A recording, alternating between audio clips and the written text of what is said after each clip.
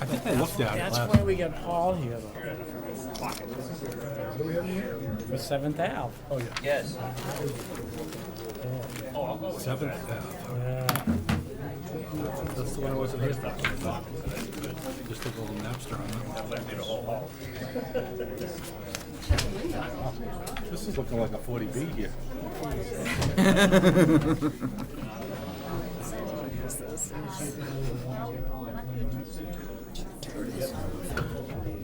I literally got home from soccer, my kids out of the car, said, "Where's the babysitter?" Kind of one of those, I'm not going to come to a complete stop, so ready, go. PLF, right? Feet and knees together. I think we want to swap hearings too. This has been crazy. Swap hearings. They turn the air down. We're waiting on Aaron to open it. Oh, you want to swap over? Well, I think a lot of these people are, but we could. Well, you need her, otherwise you have to have a Right. majority. You have to have a. We could go to Alpha Road. You want to go to Alpha Road? I think I have. What do you want to just jump to 17 so you can go outside? I could do that. Yeah, I just didn't want to screw everybody up by doing it.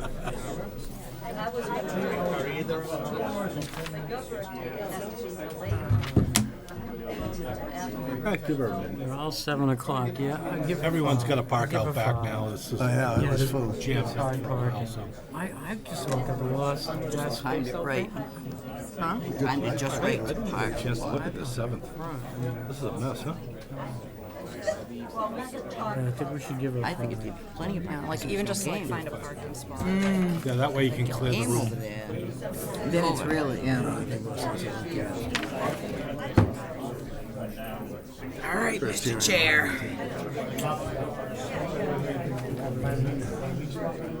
Isn't it say from 15 to 5? Ooh, that does look nasty. It's difficult to.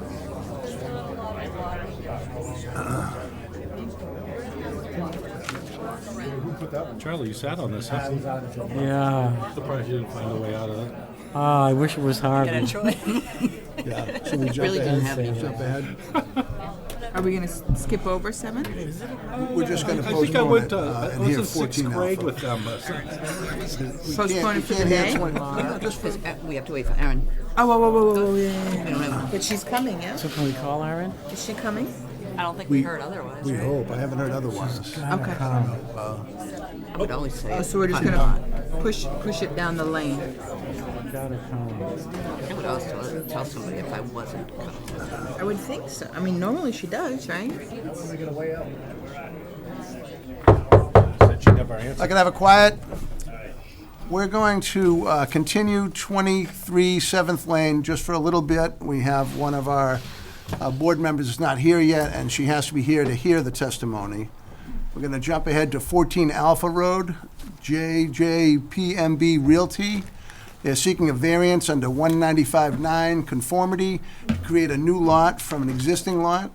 The applicant requests relief from the minimum lot area and any other relief deemed necessary.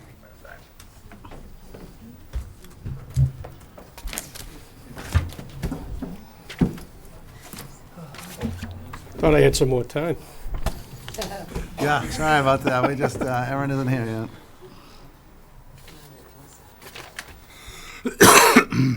Just grab a couple of things, bear with me, sorry about that. Okay. For the record, Mr. Chair, members of the board, my name is Brian Melissi with Whitman and Bingham Associates.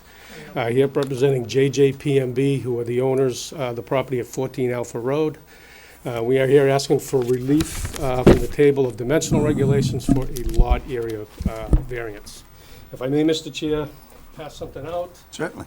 This is just a reduced copy of the plan that hopefully Colleen will throw on the screen. And the second sheet is just a green bed photo Thank you. of the properties.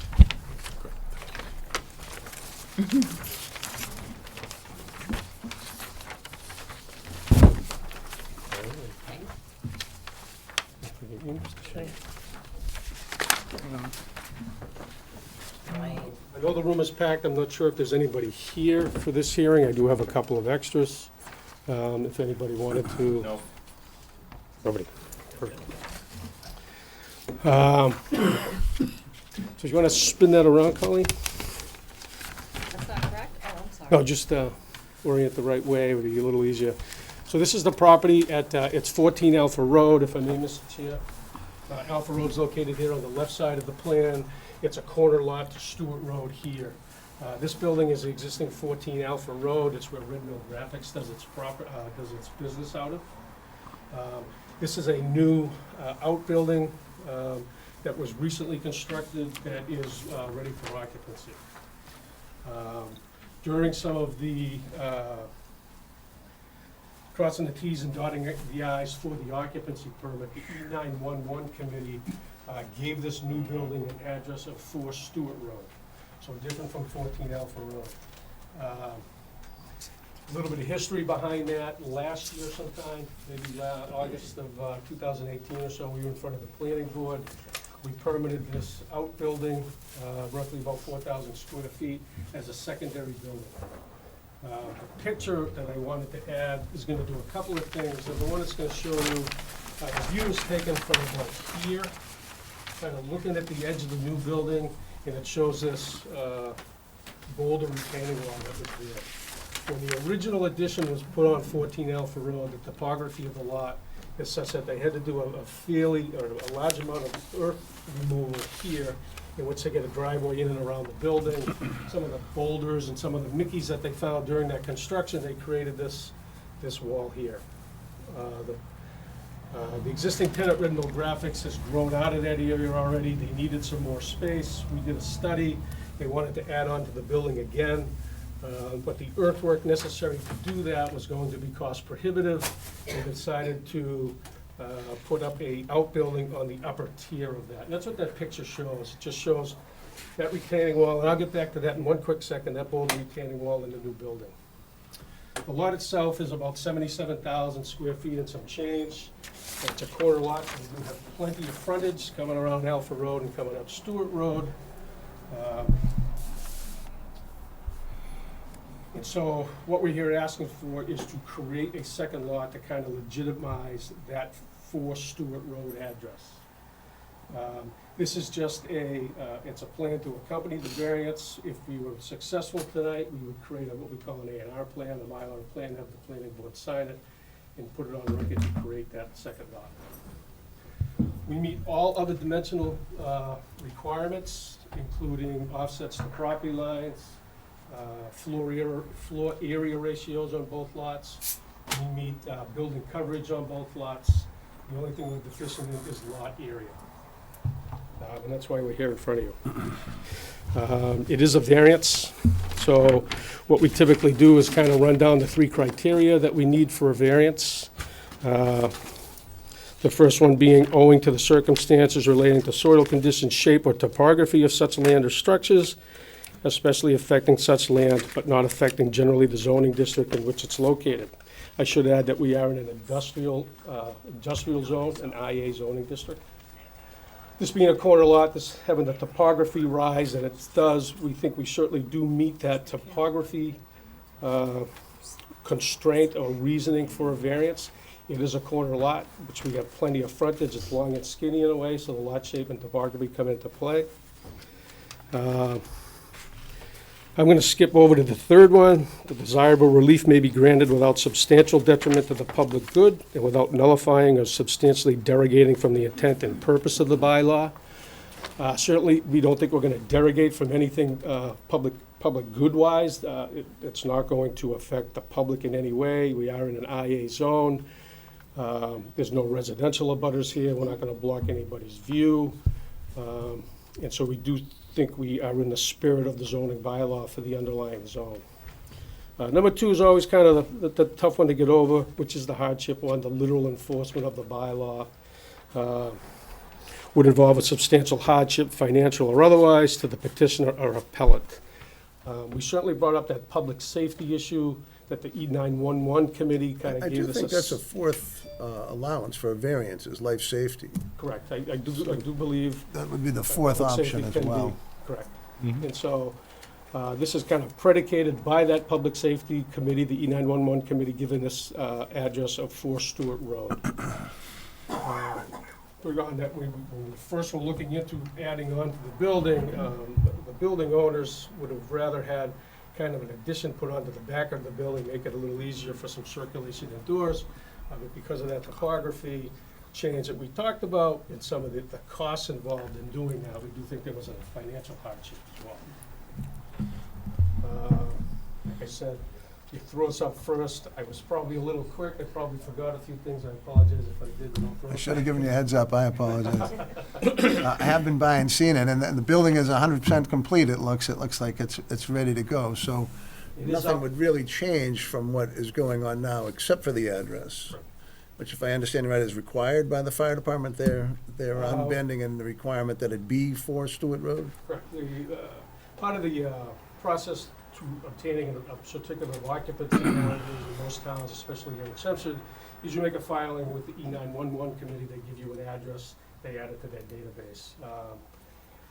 Mike Donahue from the fire department notified the property owners that they were indeed going to be given a 4 Stewart Road address and not be able to use the 14 Alpha Road address for this property. Again, that came as part of that crossing the Ts and dotting the Is for our certificate of occupancy. Okay. In the permitting to build that structure was done against the Alpha address? It was. Yeah.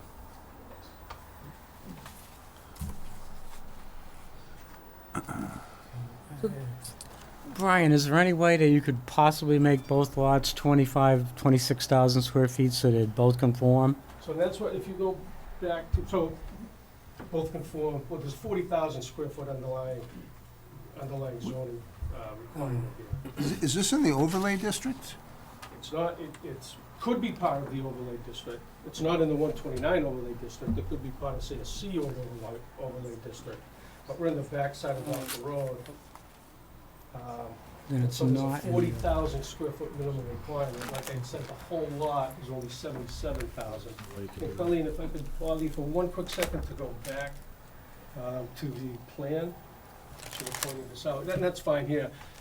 The reason why we put the property line where it was along that boulder wall, and the reason why I took that really bad photo is to show that kind of on the ground, that's where the property line wants to be. It's the natural. Yeah. It's a natural thing. There is a driveway that comes out this way, so that driveway would stay with 14 Alpha Road. There is a gravel or a pavement tailing parking lot here at the top of the wall. That would certainly stay with 4 Stewart Road. So it is undersized at 26,000 and some change. However, I wanted to point out that not only do we meet front and side dimensional offsets, we also meet the building coverage in the FAR, the floor area ratio as well. And that was the method to the madness of where that property line is actually drawn. You get all your setbacks, it's where it's the lot can fit the building that's already there. And I'm assuming there was no indication prior to build that this was gonna become an issue, or? No. This was, Again, typically those 911 filings are done at the certificate of occupancy stage, not while you're pulling building permits or whatnot, so it did come as a bit of a surprise.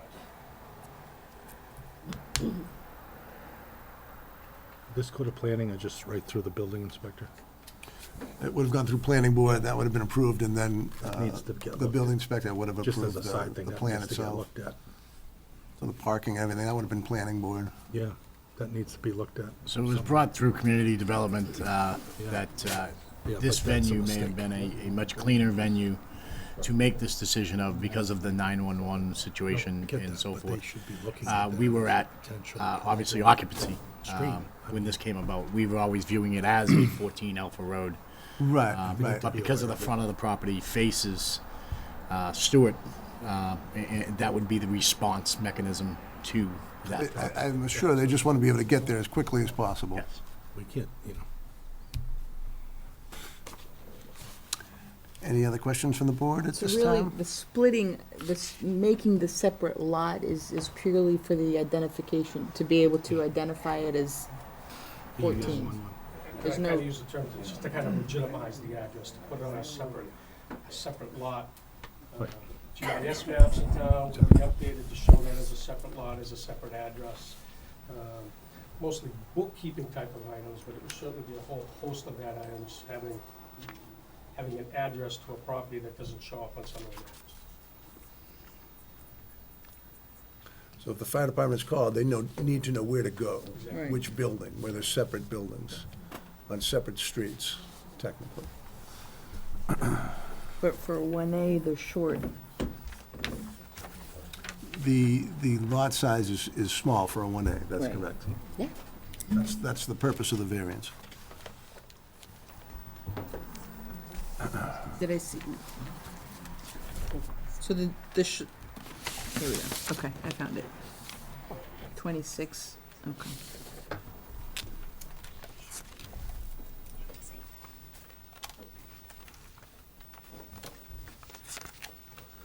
Any other questions from the board at this time? I'll read the letters. Regarding 14 Alpha Road, JJPMB Realty seeking variances on the 195-9 conformity to create a new lot from an existing lot. The engineering department has an attached letter. Item 1, the as-built plan for the warehouse addition was approved by the planning board, still requires some edits prior to final approval. The proposed improvements to the curbing and driveway apron along Stewart Road have not been completed. The final stormwater certification letter is required. The sewer capacity impact fee is required. The design engineer is aware of these requirements prior to occupancy.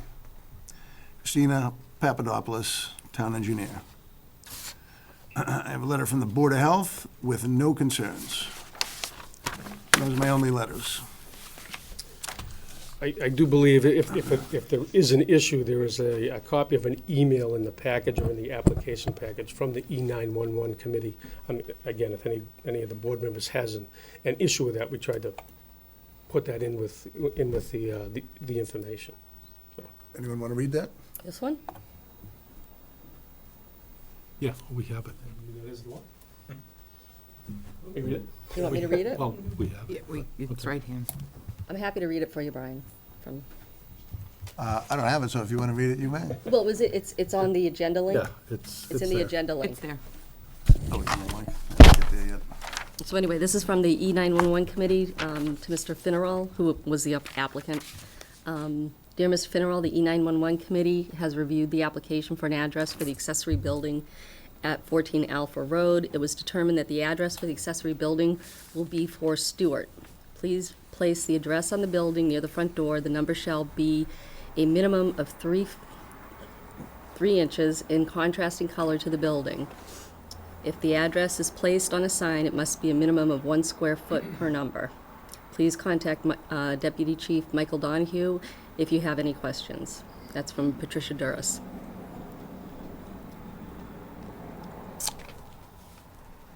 If there are no more questions from the board, I'm going to open this up to the audience. If there's anyone that would like to speak in favor and opposition to this application?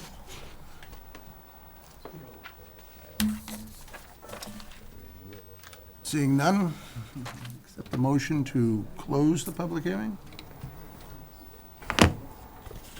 I'll make a motion Silent to close.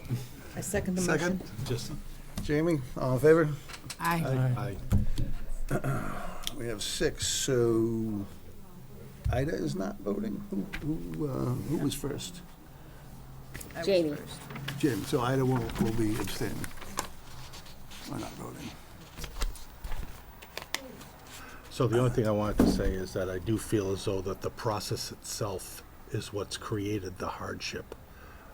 Yeah, I don't Seems disagree. slightly They really, Does it seem, Yeah. I think it's flawed at some, Well, It of course it is. The process created the hardship. So, you know, I personally don't see any problem here, except for somehow it should be addressed upstream, so that that's considered. The 911 committee addresses it during planning board rather than, Well, yeah, I don't know how at that least get a process read works. from them in the event that they might want to adjust how the planning board might deal with that, or they might kick it to us first. I don't know how that might work. because what's the option for them if we deny the variance? I mean, the building's already there. Well, I think We- that's ping pong, you know. it would be very Yeah. difficult if it were denied to, because the Yeah. building's built. It's Right. not Right. I mean, hypothetical. everything's It's- And they did everything they were supposed to do, and But so, I don't really see where, right. Public safety. right? And physically, nothing's gonna change except for the actual address. The Yeah. building is in the same place. It's owned in common by the. It's not the really two- like they could just lift the building and move it anywhere. It's already, Yeah, it really It's can't. really There's there. no other good option either. I think they put the building where they felt it was best especially for with a that whole reason. Yeah, boulder nobody wants to terrain have thing a going business with a separate building that they have to deal with. Nobody wants that. Well, It's not much only more that, but efficient for them to it's be not like together, so. It's not like the fire can drive through the rock wall or whatever. Right. They can, the only approach to that is for Stewart Drive off Stewart Road. And I could from If they're first responding, responders. they're gonna go, and if it's if it's a medical issue, Right, I could see from Minutes first are very responders, important. if they're gonna go to 14 Alpha and then be like, oh no, we gotta turn around and come and go, because they can't straight shoot it, so. I think it definitely qualifies as a life safety issue, as a reason Yep. for a hardship, as well as it really just needs to be done. So that sounded like a motion. I'll Was. set forth a motion to approve the variance for 14 Alpha Road as set forth on the agenda under 195-9 for conformity With the letters. with the letters. I'll second. Second by Mark. All in favor? Aye. Aye. Unanimous? I'm against. You against? Yeah. Oh, I'm sorry. 4-1. Still passes. I didn't realize that. I should have spoken louder. Thank you very much. Appreciate your time. What would you, 40,000, I'm all upset. it's not a good position, but how can you build a building when they say it's okay? I'd say, oh, never mind. Another day. We still don't have Erin. Have you tried to reach her? Yes, she is coming. Okay. 10 minutes. I think we're going to jump ahead again to 17 Robert Street, Peter Casserly. And for this hearing, I'm going to recuse myself. I think Mark is going to take the chair, And you have the, and I'm going to give you, We are, okay. we don't have to jump You're here anymore. now, it doesn't matter. Here's Aaron. No, Are we gonna? Erin's here. Aaron's here. So why don't we just okay, do that for the we switch gears again. Sorry, I apologize, everybody. Psych. We will open a hearing, and it will be 23 7th Lane, Quality Green Homes, a special permit under 195-8E to reconstruct 3 grandfather dwellings on one lot, which will meet all setback, height requirements, and any other relief that may be deemed necessary.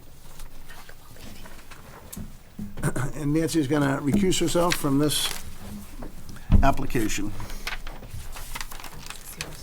Good evening. Good evening, Mr. Chairman, members of the board. Good evening. My name is Douglas Deshane. I'm an attorney with the law firm of Deshane and Farrell. At the last meeting, you would recall my partner, Melissa Robbins, was here in my place. I was out visiting my new grandchild in California, and now I'm covering for Melissa as she's at a kids' school meeting. So, very family-oriented group, but nevertheless, I am here this evening. Representing Quality Green Homes, Jeff Brem, manager of Quality Green Homes, is here with me this evening, as well as Paul and Karen Tremblay. They are the owners of the property, so they are here to provide you information and evidence as well. Please recall, we are here seeking a special permit to allow for the expansion of the 3 pre-existing non-conforming structures that are currently located on the lot at 23 7th Avenue. As previously discussed by Attorney Robbins, the owners of the property currently have the right under your bylaw to reconstruct those structures. They can have as many bedrooms as they can fit in the structures, and they are allowed to increase the structures by 30% as of right under your bylaws. However, because my clients would like to increase the size of them in excess of 30%, we are required to seek a special permit from this board. Our burden in seeking that special permit is to show you that the increase in size that we're asking for, from the 30% to greater than 30%, we need to show you that that increase in and of itself is not significantly more detrimental to the neighborhood than what would be allowed by right. This standard applies to the increase beyond the 30% only. What it doesn't apply to is the fact that there are going to be 3 dwellings there, or that there's going to be impervious surface, or the layout of the homes, or the number of bedrooms, or anything else to do with what we're proposing to do, because all of that is allowed by right. We're not restricted in any of that. The only thing we're restricted in is going beyond the 30%. So in looking at that hardship, or looking at whether or not we're detrimental, significantly detrimental to the neighborhood, the board has to look at whether that increase in size, in and of itself, is significantly more detrimental. What I'd like to do, however, first is to jump to an issue that I understand was raised at the last meeting, which is paramount to whether the board can in fact even make that determination, and that is the question of abandonment. So I'm going to address the abandonment thing, then we'll come back to meeting the standard of the special permit requirement. At the last meeting, this question of whether or not the structures, the use of the structures had been abandoned was raised by our neighbors and their attorney. They testified as evidence for that there had been a period of in excess of 3 years where there was no water service to the home, and without water service, they didn't meet the requirements of a dwelling, and therefore there had been abandonment. Mr. Baker, one of the neighbors, stated that that the previous use had been 8 or 9 years ago, and that there had been little or no use since that time. Mrs. Baker testified that the last time the properties were used was 6 or 8 years ago, and that no one has stayed at any of the camps since the prior owner's passing, and that would be Alberta. Alberta passed in 2013. I understand the Bakers have now submitted affidavits where they are now stating that since 2012, they have not witnessed any of the existing cabins on the property being used in any way for residential purposes. And that's a quote from their affidavit. So they're saying that for 12 years, there has not been a single incident, or they have not witnessed a single incident where the properties had been used. So first of all, I'd like to address the question of the water connection and water service, because that seems to be the real backbone to the argument of abandonment. As part of their evidence, they submitted meter reading records from the town of Chelmsford Water District. Those meter readings show that for a period of time, there was 0 usage, or 0 reading, 0 gallons or cubic feet, whatever the measurement is. And therefore, there was a period of time for 2 years when the properties were abandoned. However, Mr. Brem has met with the water department and has obtained a complete copy of all the records relating to the water service on this property. And I will tell you, and Mr. Brem will present it, that those records show that, in fact, there has not been a single period of time since 2012 where the water service has been shut off for more than 24 months. In fact, I think the longest period that it was shut off was 20 months. Remember, it's 2 years. There has to be a showing that there's been no use for 2 years. So with that, I'd like Mr. Brem to just present that information. I provided you copies of all of it so that you can follow on if you'd like. What we have is a usage report, comment reports, and also a chart summarizing when the water was turned off, when it was turned on, when it was turned off, when it was turned off. So you can see those periods. So Mr. Brem will give you that real quick, and then I'll step back up. Thank you, Doug. Jeffrey Brem for the applicant. If you could turn, I think you got passed out one with some red, mostly black, with a little bit of red lines, the little spreadsheet. That's a summary. That comes from History Account Comments Report, which was also submitted. And those are the notes from the Water District. And it's stamped by the Water District. It came from the Water District. And all I did is cull those notes together to make it simple. So it starts in 2009. Prior to that, there's clearly evidence of many, many gallons used every year. In 2009, they turned on the service. It says, you see here, the way this chart works is It was on June 16th, 2009, turned off on October 23rd, 2009, and I just make a comment that the service was on, and it was off for 8 months until June 25th of 2010 to September 30th of 2010. Again, the service was on for 2010 to 11 for 8.5 months. It was turned on again June 13th, 2011, off on December 16th, 2011. Service was on. And then a bunch of meters were installed in 2012. They installed a meter on June 20th. They installed, and then something was wrong with that meter, so they came back on August 20th, reinstalled the meter, and they also put an encoder. If you remember, they did encoder so they could drive by and take the readings. That's a total of 6 months. And then in 2013, Mrs. Mooney passed away. She was the prior owner.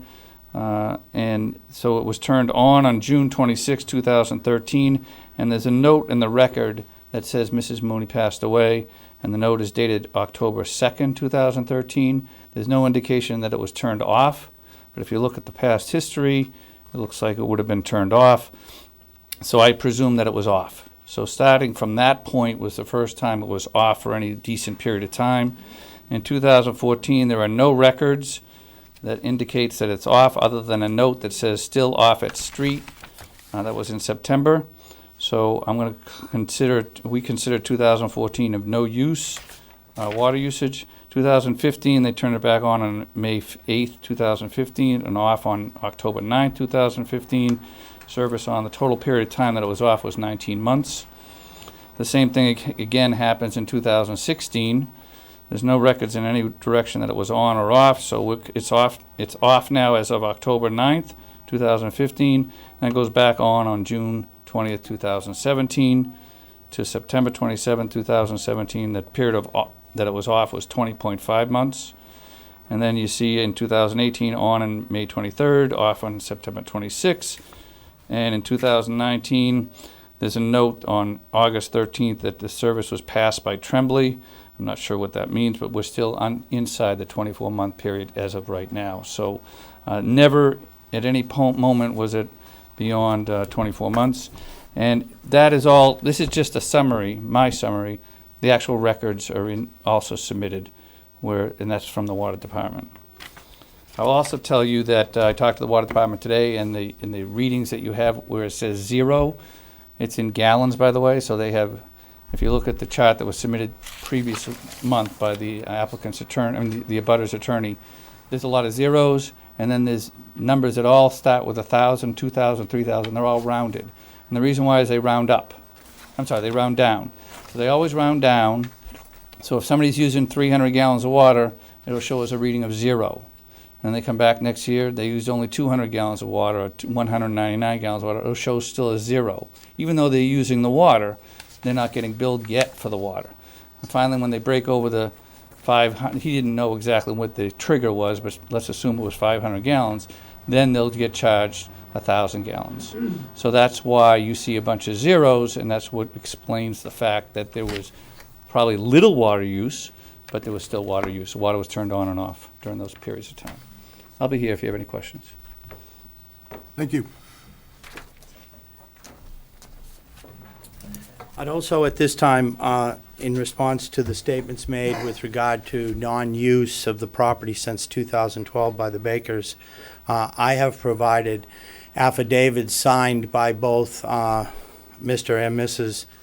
Tremblay attesting to the fact of their use of the property, their family's use of the property, their friends' use of the property, the repairs they've made, the work they've had done, and in general, just a statement, a sworn statement as to their true use of the property. And as you will see, there has in fact been, although sporadic and seasonal, there has been continuous use of the property such that there has never been a 2-year period when there wasn't at least a single or multiple examples of use of the property, including, for anyone that owns camps, you know that it's typical that you open them up in the spring, you take down the boards, you turn your water on, you clean, you get ready for use.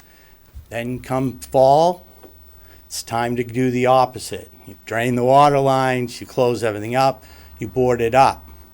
Trembleys have made statements to the fact that that has been done nearly every year. I think there was 1 year where they didn't do it, but every year they've done it, and there's some people here that will testify to the fact that they were actually there helping them open and closing the camp each year or some number of years.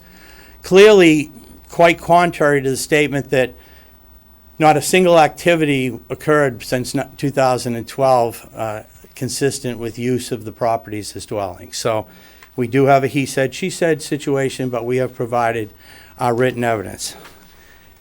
Additionally, we have quite a few friends, family of the Trembleys that have personally utilized the property, the camps, have performed work. We have some contractor type people here who have done work on the property during those years in question when it was stated nothing ever happened.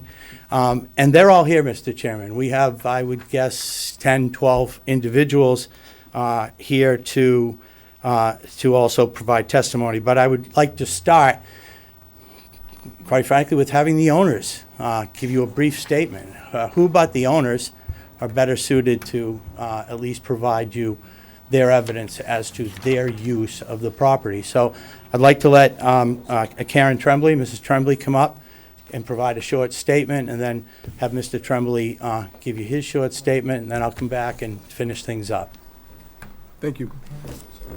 Karen? Good evening. I have gone out to camp since birth. First at my grandfather's camp, which used to be behind the present concession stand at the 4-H Club. My grandfather built the road, which now goes into the 4-H. That property was then in Chelmsford. We swam at Howard and Alberta's, who was my first cousin. I have so many fond memories of camp. My family and friends started to open and close the camps after Alberta's friend, who stayed in camp number 7, died in 1996. My mother stayed in camp 25.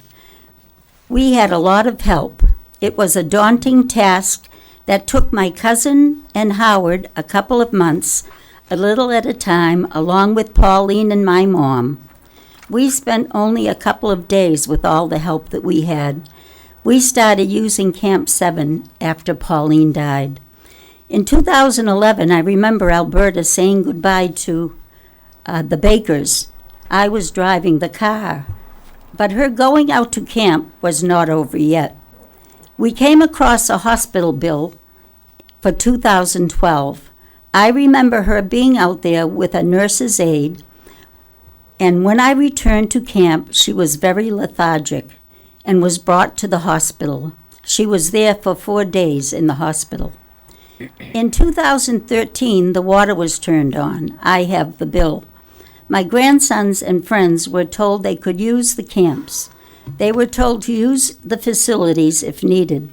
They utilized the property and camps for a few years. The Bakers were not happy because the kids had a couple of dogs and called us. One had roamed onto their property. We told my grandson the dogs had to go, and the kids with the dogs left, but the others remained. In 2014, the camps were used very little. I was the trustee of Alberta's estate.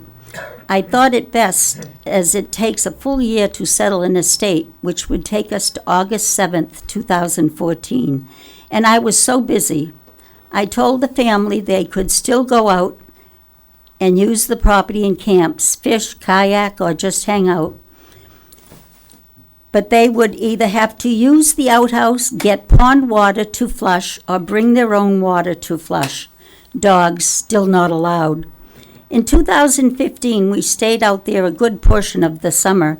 My grandson Wesley and girlfriend Emily stayed in camp number 7 all summer, and all and all the next summer, also 2016. The very same year was my granddaughter's graduation party from college and with family and friends. I went to the Bakers to tell them we were having a party. I believe they left for that weekend. At the end of 2015, I decided to continue the tradition that Alberta and Howard started years earlier. We had the whole family and friends out for a 4-H chicken dinner. In 2016, grandson Tim and high school friends helped me to open and sweep off the roofs. I raked and cleaned inside and outside as best I could. Tim also helped me clean around. My own kids now had their own summer properties to take care of. Everyone was so busy.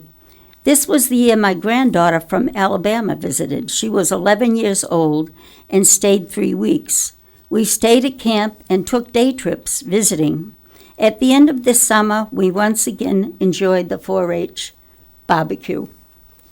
Because we didn't have the help we used to have, we started bringing our own water for the toilets, washing, cooking, etc. It worked out really well and saved us all the work of blowing out the lines. In 2017, we went out on occasion during the day. My mom and sister came out for lunch here and there. We continued our chicken dinners at the end of the summer. This year, the chicken and corn came from Market Basket, as it wasn't on the 4-H weekend.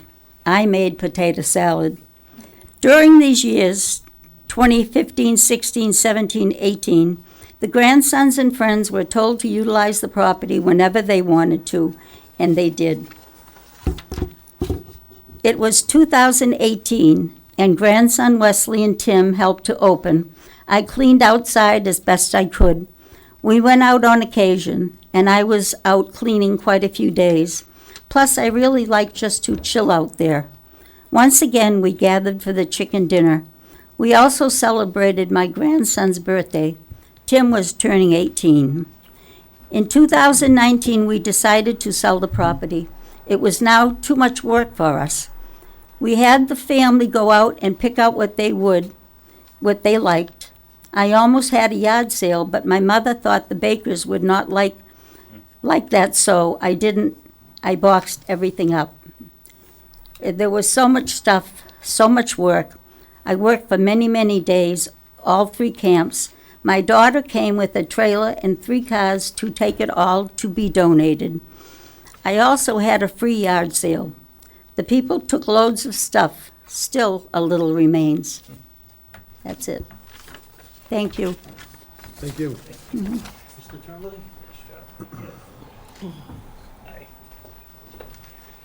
Well, mine's a little quicker, I guess. Just your name and address, sir. My name is Paul Tremblay, and I live at the same address as 37 Walker Street, Lowell.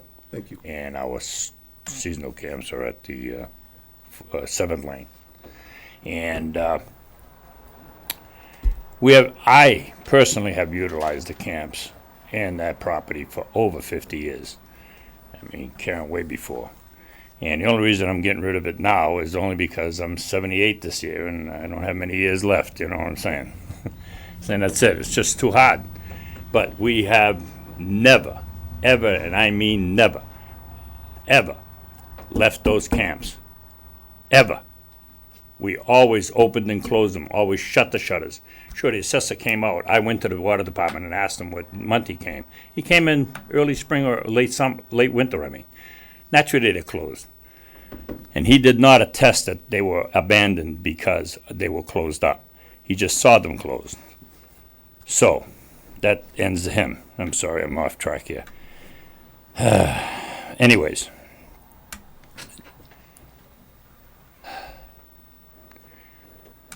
I have repaired so many times, and I brought my tree man here and his uncle, Ron Perrin, who's my general contractor. He does all the repair work. We have no, matter of fact, Mr. Baker, Gary Baker, even put a new roof on that when Howard was still alive on number 23, and he used 25-year shingles. And I did number 7, our camp, We repainted it, redid the whole inside. And I know exactly what year it was. That it was 9/11 year, 2001 when we took it over. So we did it prior that year. And we were staying there out in 2011 when 9/11, the plane hit. And I watched it on TV. It was sickening. Anyhow, I have a lot of crib notes here, and I'm just going by, you know what I'm saying.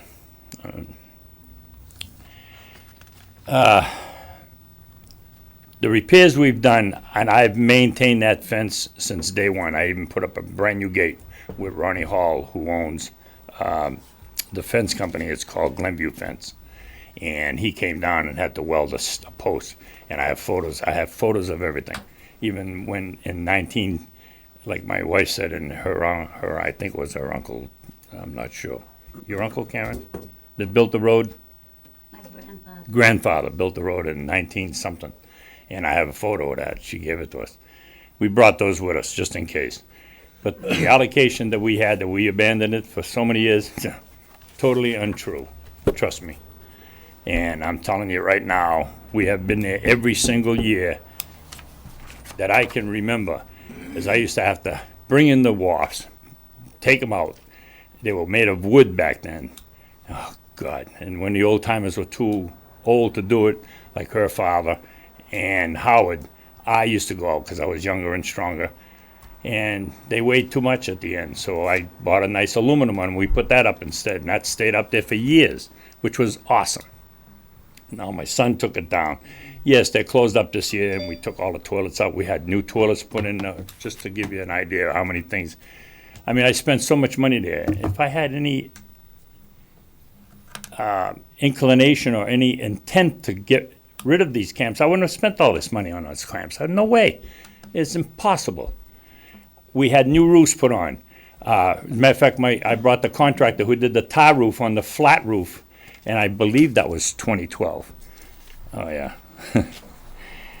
I know. Anyways, I'm going on and on. We spent a lot of money. But the family has always, always, always been there. And I brought all my grandchildren with me, and they have been in that camp. Yes, they used to use the tents and camp out. And when they were a little rowdy that weekend, I have to admit, and the Bakers, called me, and I straightened it out right away. And Gary will tell you that. I don't fool around with my grandchildren. You can ask them. And those dogs had to go. And I could see his point, and it was right. So anyhow,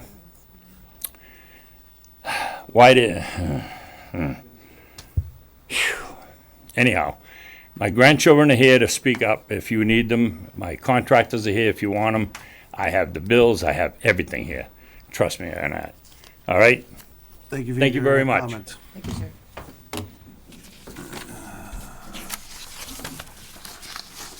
That's yours, I think. Mr. Chairman, and I'm not trying to belabor this hearing in any way, shape, or form, but as you can imagine, it's paramount that we established that these camps were used. You've heard from the owners in terms of their maintenance and use, but I would appreciate a few minutes to let some of the people that can just testify in very short order, who they are and their affiliation with the camp and the fact that they stayed at the camp. They utilized the camps. They used the bathrooms. They used the toilets. I think it's important that we get on record that there are people here that will attest to the, storing a boat there, going there, using the boat, using the camp. So if I could, we will be quick, but I'd like to ask if we could have a couple of the. I think I'd allow that. I would ask that you be somewhat brief in your comments. Yeah. And try to limit the amount. We Years. understand your point of view, certainly. No, I totally agree. Years, state the years, state the years. State the years. Yes, they were they're actually there. speaking of. Can you, when you do, just make sure you're clear in the years you're speaking of? Okay. I'd appreciate that. My name's Wesley Hunt. Paul and Karen are my grandparents. And me and my Just your address ex-girlfriend. too, sir. 30 Highland Street, Townsend. Thank you. Me and my ex-girlfriend lived in camp number 7, I think it was. The whole summer, about 5 months, 2015. Yeah, just wanted to state that. Thank you.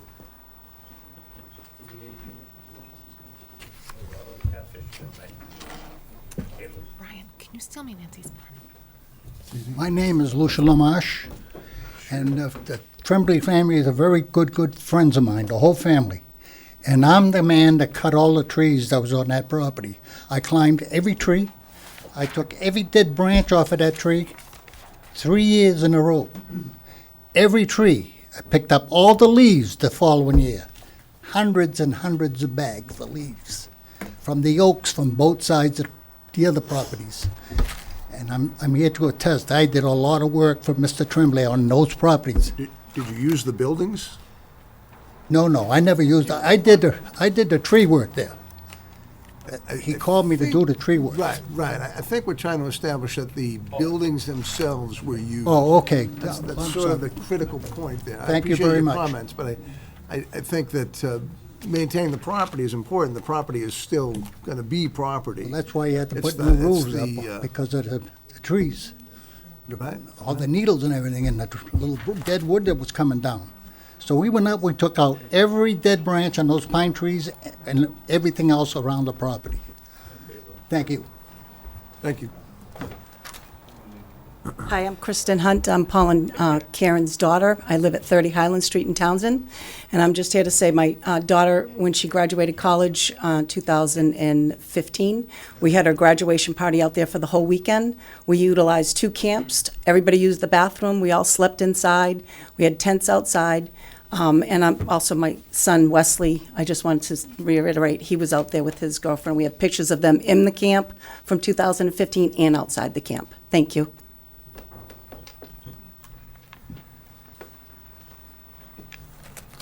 Board, my name's Tyler Tremblay. Paul and Karen and my grandparents live at 88 Haynes Road in Townsend, Massachusetts. Just want to attest to using that camp from the years 2012 to 2016. I had my pontoon boat in the water there. We would go there on the weekends. We'd stay there. We'd use the restrooms, the facilities. We'd sleep in the beds. I can only cover those 4 years. And I would always have friends over, cousins, aunts, uncles. Everyone would come out there. We'd have a great time. Of course, the grandparents were there. Thank you.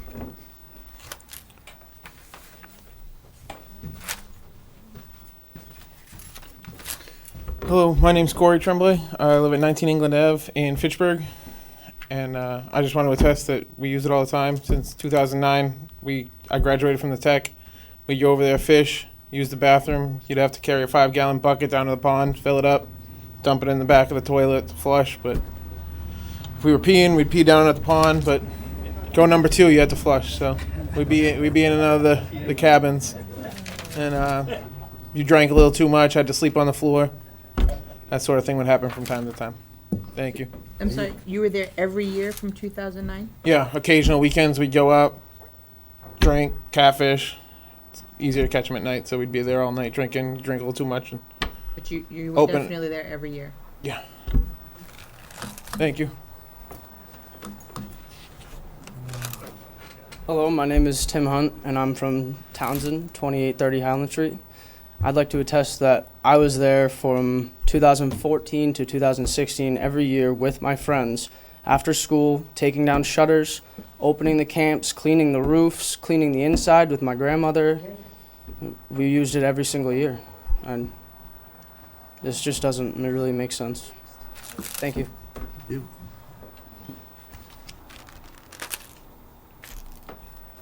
Hi, my name is Pat Dearborn. I'm a friend of Karen Tremblay since we were in the 5th grade, and I've been going out to camp, as I call it, for my whole life since we were in the 5th grade.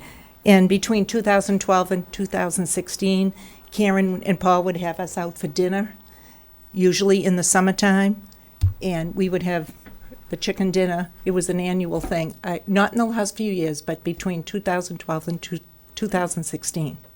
I was there. And Karen's mother taught me how to swim when I was 10 years old at that lake. So I just wanted to say that. Thank you. Thank you.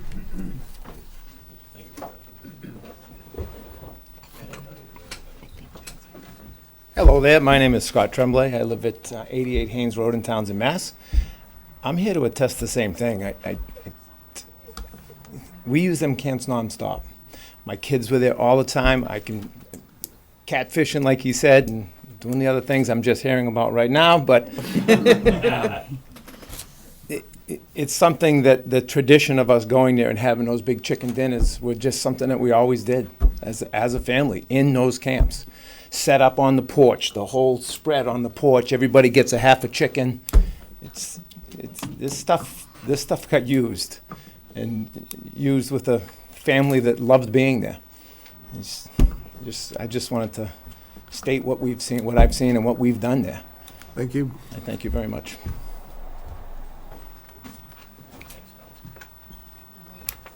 Hi, my name is Cody Casey. I live at 6 Nonset Lane in Westford, Mass. I also wanted to attest that I used the cabin, or the camps between the years of 2012 to 2019, like to up till the sale.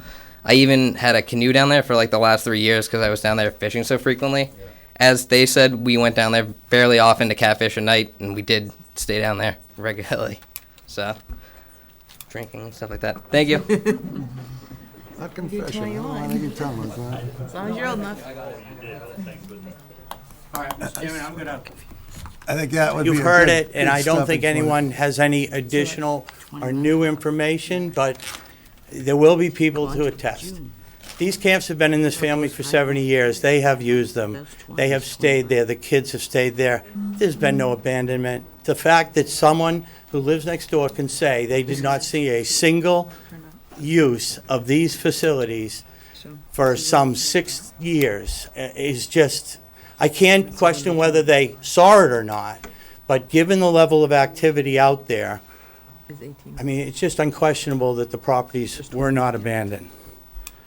That's all I have on the abandonment issue, and if you'd like, I'd like to just wrap up by going back to the standard of the special permit that we have to meet and why we have met it. And I will be brief. I appreciate your time. As I said before, the only reason we're getting the special permit is because we want to go greater than 30% increase in size. Otherwise, we could do it by right. So the question of impacts to the neighborhood is, again, not a function of the fact that there's going to be 3 houses, or there's going to be driveways, or there's going to be any of that.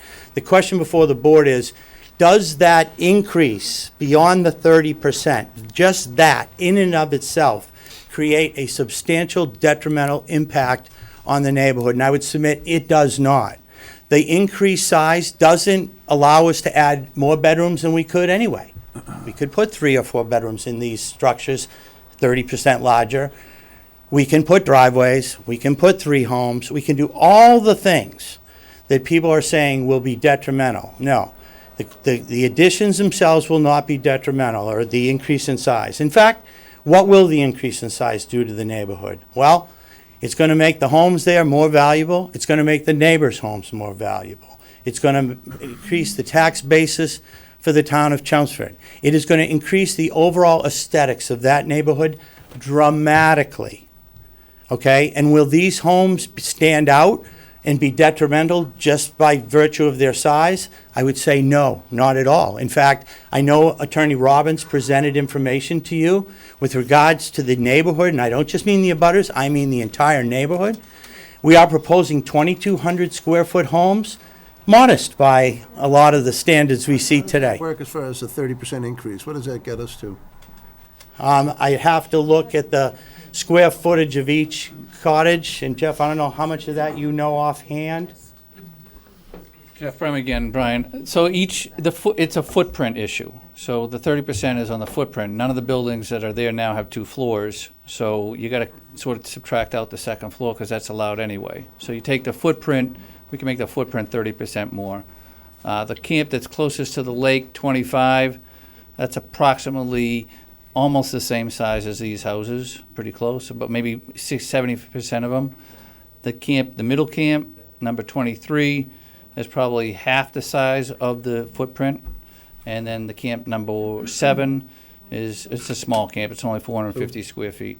Camp number That's 25 7 would right be there. a 100% increase? No. This would be probably over 100% increase. That's camp 7. That's a shed. That's camp 23. That's probably a little bit over 30%, probably 50%. And then camp 25, that's still 23. That's 25 there. It's probably very close to 30%, probably a little bit more. So the 25 is almost without need of relief. Correct, and that's the one closest to the lake. I will comment, by the way, part of the plan is to move, while I'm on here and talking about this, Doug talked about detrimental. This camp is about 65 feet from the lake. We're going to be moving that over 100 feet from the lake. So it's from a conservation point of view, an environmental point of view, we're going to make it better. When we do that, we're also going to make it further away from the butter's house, Mr. Baker's house. So if the camp were to be rebuilt right there, it's almost parallel. If you go from the lake back, it's parallel. So the backyards would be similar. You could see it there. Can I go up to the map? Yep. Here's Mr. Baker's butter's house. There's the existing house.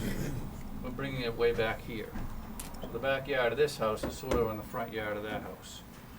So think about it, if we were to rebuild this here, by the way, the other thing I want to mention is they're all on the property line. These two houses are either on or over the property line. Obviously, we're making them conforming to the setback requirements. So in several respects, you could consider it less detrimental. It's further from the property lines, further from the wetlands. These proposed homes will meet all of your bylaws with respect to setbacks, so it's certainly an improvement to the neighborhood to not have non-conforming structures. But I want to get back to the size again, because I think it's important. The homes we're proposing to build are slightly less than 2,200 square feet. 2,300. I'm sorry, 22 and change. So less than 2,300 square feet. The neighbors' homes are, according to your assessor's cards, are 5,676 square feet of gross living space and 4,191. So one is more than double the size of these homes. The other one is nearly double the size. Our homes at 2,300, less than 2,300 square feet, as shown here, are very consistent with the general neighborhood in the neighborhood in general. But they are dwarfed by the actual abutters who are opposed to this. So fair is fair. We do not believe this increase, and again, we need to focus on just this increase that we're asking for under the special permit. That increase is not going to be detrimental at all, certainly not significantly detrimental, because it's not going to add traffic. We can already have a 3-bedroom home there. It's just going to be a slightly bigger 3-bedroom, so it's no more traffic. It's that narrow, and I believe that understandable, that the allowance of the special permit, which just allows us to go bigger than we can by right, is not going to in and of itself have any detrimental impacts. I'm happy to answer any questions you might have. I just want to talk about the house because you have a house here. These are modest houses. I mean, 2,300 square feet. They're 3 bedrooms. They all have you see the garage is inset. It's on a very small footprint, 48 by 28. It's condensed. It's tight. And the reason why we're doing that is we're trying to get into not the high market, the $800,000-$900,000 market that we could probably get on the lake, but we're trying to do the workforce housing. I'm building the same house. I got 14 of them. I've only used a realtor on one of them. This is in Westford. It's because they're selling like hotcakes, because they're what people want. They're smaller homes on smaller lots with no maintenance, and they get everything they want. They want the 2-car garage, they want the 3 bedrooms, they want the two levels, the basic house that people want. And my point is that this is popular because it's smaller, it's more affordable than what you're getting with one giant house in the lake. Because that's the alternative here, obviously. You got to look, let's lay the cards on the table. Is one giant, enormous lake house. This is modest housing, which is extremely popular. Imagine building a subdivision, a 14-lot subdivision, never using a realtor. They just sell themselves because this is what people want. So, yep. I have, and I'm sure it's on the diagram, which is so small from my eyes. Yeah. What is the lot, what are you dictating as property size allocated for each house based on? Good point. It's one big lot. So it's But 3 when you're houses. selling, when you're saying you have a 2,300 square foot, how much property goes with that 2,300 square foot home? Everybody owns the lot. It's a 1.7 acre lot. Everybody owns it. It's condominium. I think, is the question, will there be exclusive use areas No. associated with each structure? So all 3 families can use, have full use of the entire Yeah, lot? there'll be restrictions, obviously, in the condo documents, absolutely. So what is that restriction size-wise? That's what I'm asking. What is the family or the Yeah, go ahead, owner? Doug. Be a single tax bill. So There'll be what'll happen is responsibility. just like in a condominium, any type of condominium, these would be considered, freestanding condos. They're not connected or all in one building. Okay. They will have what's called an exclusive use area. So essentially, the footprint under the house, the driveway, the walkways, and generally, we give, a 5-foot, sort of corridor around the house so that people can landscape and whatnot. But the remaining land is common land. So- Well, and I ask this because you bring up, it's being dwarfed by a neighboring house of 4,100 square foot, but what's the size of that lot with that 4,100 square foot house? Just under an acre, less than an acre. So I'm just trying to see. Right. We have 1.8, 1.7 acres. But if you're building 3 houses, that would total you to, Well, if you want to look at it, if you divided the footage lot by by house. 3, you're looking at 0.6 acres. So over a half acre, if you look at it that way. But this is a single lot. It has to stay a single lot. right. And believe me, and you've seen I know Attorney Melissa Robbins gave you a copy of the assessor's map of all the surrounding properties. You'll see that even if we consider them half-acre lots, I hate to say that, because we're not doing that. We're not. But no, I know, But I'm just essentially, trying to we get an have idea. a dwelling of modest size on over a half acre, and that's certainly consistent with that whole area around the lake. I mean, it is the exception to find bigger lots. Okay. But again, I will admit, the neighbors' lots next door which were only allowed to be built on by virtue of a variance for non-conforming lots, and no restriction in the size of the houses. From a density standpoint, a 5,000 square foot home on 0.9 acres versus a 2,300 square foot house on a 0.6 acre lot, there's not a lot of density difference there. It really is not. And if you look at the rest of, if I may, if you look at the rest of the lots in the area, Sorry, I'm sorry. here we are, and we've superimposed how our houses were set. Here are the 2 big houses next door. You can see these are, they start to get small. They're long, narrow strips, but they're not a lot of land here. These is probably. Are there any other lots that have multiple, it looks like there's lots that have multiple. Yes, there is. There's a lot of stuff going on. Well, That have- as you that probably have the all same know, situation where they've been years ago, combined they were all as well? camps, right? They were all small lots, they were multiple lots, they were over the lot lines. I can't tell you the years of lot line disputes that we run, and it's tight. Look at him, this one's halfway on this guy's houses, he's got 2 houses on his lot. But have those all been separated, or are they doing similar things where they're splitting them? I into can't condos, speak, or- I think some of them have been separated, I think some of them are just pre-existing, non-conforming to houses on the lot kind of thing.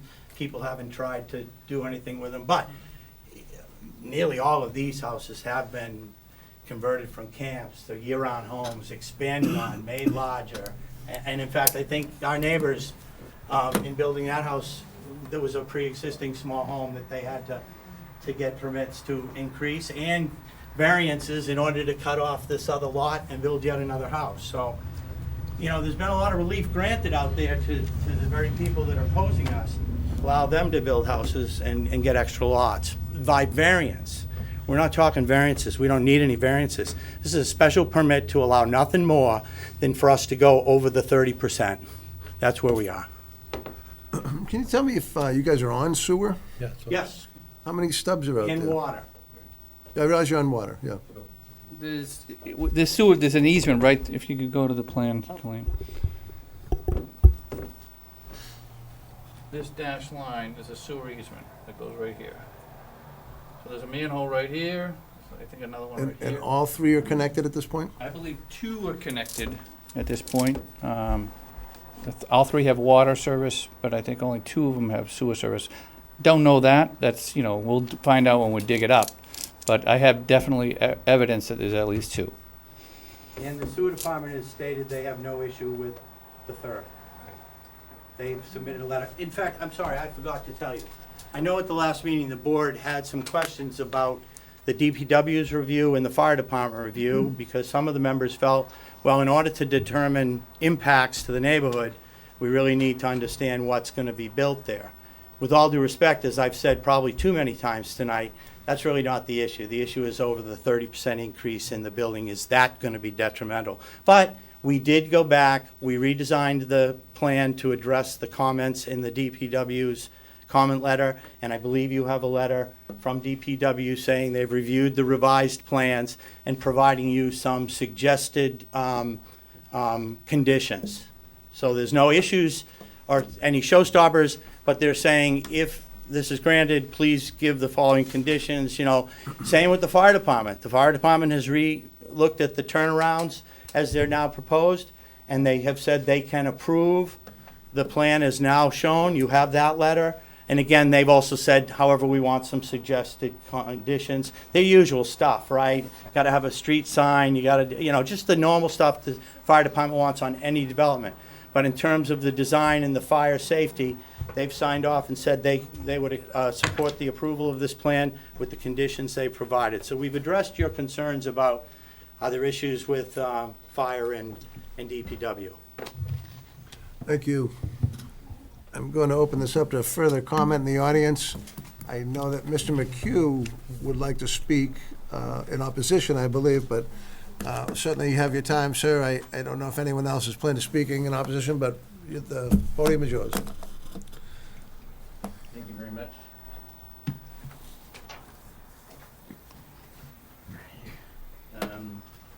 My name is Dennis McHugh. I'm here on behalf of Gary and Maureen Baker, neighbors to this property, and who are opposed to the, we are opposed to the proposition. I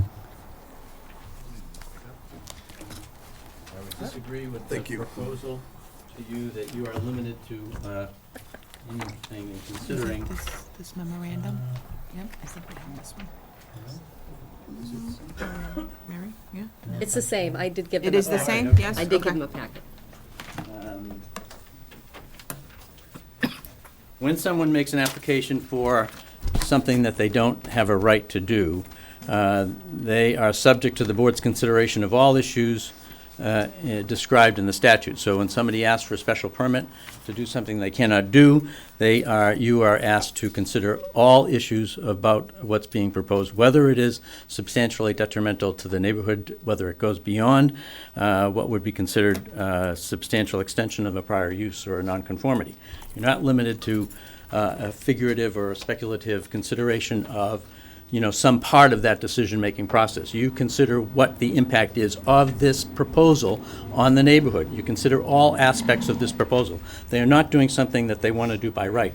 They are doing something very different from what they can do by right. With regard to these properties, how does it differ?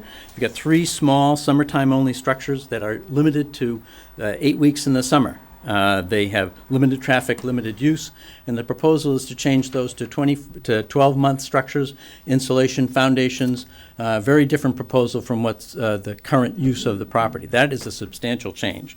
They're much larger. You asked about what some of them are 8 times larger to 3 times larger than the existing structures. So you're talking about a substantial increase in use. Year-round use, year-round traffic, year-round noise. When you compare what would happen if you had summertime use by 3 families even in those things, for 8 weeks versus 52 weeks of 3 families living in those structures, that's a substantial change in the impact on the neighborhood. And that's what you are considering, the substantial change in the impact of the neighborhood. It's not limited to just what they're suggesting you limit it to. With regard to water use, and the sanitary code does dictate that consideration for a residence uses town water. So any description of pond water or bringing in water is not use of the water. I think the water data supports the claims that there has been no use. Basically, if somebody's using, you have consistent use, approximately 14,000 gallons per summer for 8 weeks of time by two elderly people, and in the meantime, there's barely 1,000 gallons used for all the use that was described. I think you don't have to go to who said what they did. If you look at the numbers support the fact that the property has not been used in a way that's required by the statute to be qualified as continuation of residential use. Just to address some of the usage, 2002, 2012, that's what we're talking about versus afterwards.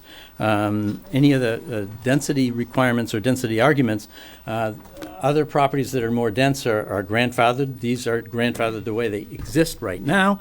They are not grandfathered for use in a different way. With regard to the plan that's been submitted does show a paper street. And in fact, there is no paper street. There's no recorded plan establishing a paper street. So the use of the premises is limited to the lot lines of the premises. There is a driveway there, and I think I've been told that the plans do show consideration of some of the driveway as additional frontage on the property, but the driveway is not part of a paper street. There's no paper street. It is a driveway, and even though the post office calls it 7th lane, there is no 7th lane officially. The abandonment issue is paramount because that's a problem of you're considering what the evidence shows from one side versus what the evidence shows from the other side, and it is a confusing issue. But I'd suggest in summary that the records of water usage required by the sanitary code to be from town water dictates that it wasn't used as a residence for the years that it's claimed it wasn't used for residence. It may have been camping, may have been fishing, may have been all the different kinds of maintenance that was done on the premises, but it wasn't used as a residence during that period of time, and equal to even the 8 weeks per summer that it was used between 2002 and 2012. Lastly, but probably most importantly, is that a prior existing non-conforming use cannot be extended by voluntary demolishing of the buildings that are there. So a proposal that you're going to demolish the buildings that are there and create something else is not an extension of a prior existing non-conforming use. That's new construction. And when somebody does new construction, they have to comply with all the zoning bylaws, and you don't have an allowance for 3 structures in new places on this. Not only are they bigger and better, but you can't tear down the old ones and put up 3 new ones. You can use the old ones to do what you can under the law, but you can't take the old ones and demolish them voluntarily. Case law in Massachusetts says you cannot do that. And so I'd argue that legally this board cannot grant a special permit for this when there's a plan in front of you to demolish the structures that might be increased and to put up new structures. It's just not part of what's allowed by your power. And so that's a summary of what I know that there are affidavits that have been submitted. I'm working with Phil Eliopoulos on this. He's away this week and could not be here. I don't know what was in those affidavits. I don't know if I'm inviting my clients and the neighbor to come up if they wish to add to some of the allegations that were made that they had not been witness to before they submitted their affidavits. I'd be happy to answer any questions. I'm going to just wait till Shaughnessy comes back and ask him whether he feels the same as you do regarding the demolishing of the building. I'm not quite sure how that would work, so I think he just excuse himself a bit. Yeah, he just got out of here. I'm wondering, did you hear the question of demolishing the buildings and still retaining the? Can you please repeat it? Yes, under the case law for extending prior existing non-conforming use, case law dictates that you can't voluntarily demolish and establish new buildings. The sections of the bylaw, when they're using to describe what one can do, talks in every sentence about the structure. And that is the prior existing structure and what you can do with the structure and how much you can expand it, how much you might be changing it. But when you demolish the structure isn't there, so any requirements or any provisions describing parameters for expanding that structure don't apply because the structure no longer exists. So if you demolish it, you don't have a prior existing non-conforming use. You do not have a prior existing non-conforming use, correct? So demolishing the buildings would eliminate the grandfathered protection of the buildings. As far as eliminating the grandfathering of the protection, we're looking at maintaining the lot, correct? As one lot. And moving the buildings as new buildings, not enhancing it by 30%, correct? I think the case law says if you demolish the old structures, you are not extending a prior existing non-conforming use. And that's what they're asking you to do. I would have to defer and look at Paul. So, Mr. Chairman, I see that there's a snippet quoted in Attorney McHugh's brief. However, it cites to the Massachusetts zoning manual. It doesn't cite to a specific case, so I'm not sure which case that comes from. Therefore, I'm not sure whether they were discussing whether it was a multifamily structure or a commercial structure as opposed to a single or two-family residential structure, which of course is treated differently under Chapter 48, Section 6, and is also treated differently under the Chelmsford zoning bylaws. Chelmsford zoning bylaws specifically states that you are allowed to reconstruct. Right. The way that it has been done in this town, as back when I was a member of this board, and since I've been town council, is that you certainly can demolish and reconstruct, and you do not lose your pre-existing non-conforming status. Okay. Good for clarification. As relating to single or two-family structures. I have the citations for that. I did not draft the memo, but I do have the citations for that section. But do you have the citation for the case where that quote? I have three cases that from that section of the zoning manual that were not included. One is Martin v. Board of Appeals of Yarmouth, 20 Mass Appellate Court, 972, 1985 case. Angus 20 v. Mass App Court what? Pardon me? 20 Mass App Court what? 972. Okay. Angus v. Miller, 5 Mass Appellate Court, 470. Shufane v. Mulhill, that is a Mass Land Court case, number 308061, 2006 WL 1495106. And I would suggest also that, as I stated earlier, the bylaw that we use does use the word structure in all the definitions of what can be done to expand the use of that building, to expand the prior existing use. If the structure is no longer there, it suggests that you're not conforming to the bylaw. And to address another issue, I think that it was a pertinent question that, the three houses are, it is a valid comparison to, the use of the lot to say how much per lot, how much per square foot. When you're increasing the use from 3 times to 8 times of what you have there, when you consider the size of the different structures, it's a valid consideration for the whole picture of the extent of harm to the rest of the neighborhood. And as I said, I don't know if my clients would, or the neighbor would like to add something to controvert. I know there was a question about when they would be able to say something. I don't know whether I wasn't able to talk to them in advance. We could certainly open that up to them. They've certainly had the opposition hand they fish on. I did want to ask Mr. Bremer, our the attorney, if you could sort of figure out what the overage of the 30% would be on each structure. I don't know if you have those documents that you could put that together for us. Mr. 8 Chairman, times if seems I could- substantial, but I want to know what is, of the footprint, what is the increase? I'm going to let the engineer do the math. Yeah, I think that'd be a good But idea. if I could, with all due respect to Attorney McHugh, this is not a use permit. We're not asking to change the use in any way, shape, or form. We're asking to be able to allow to expand the building.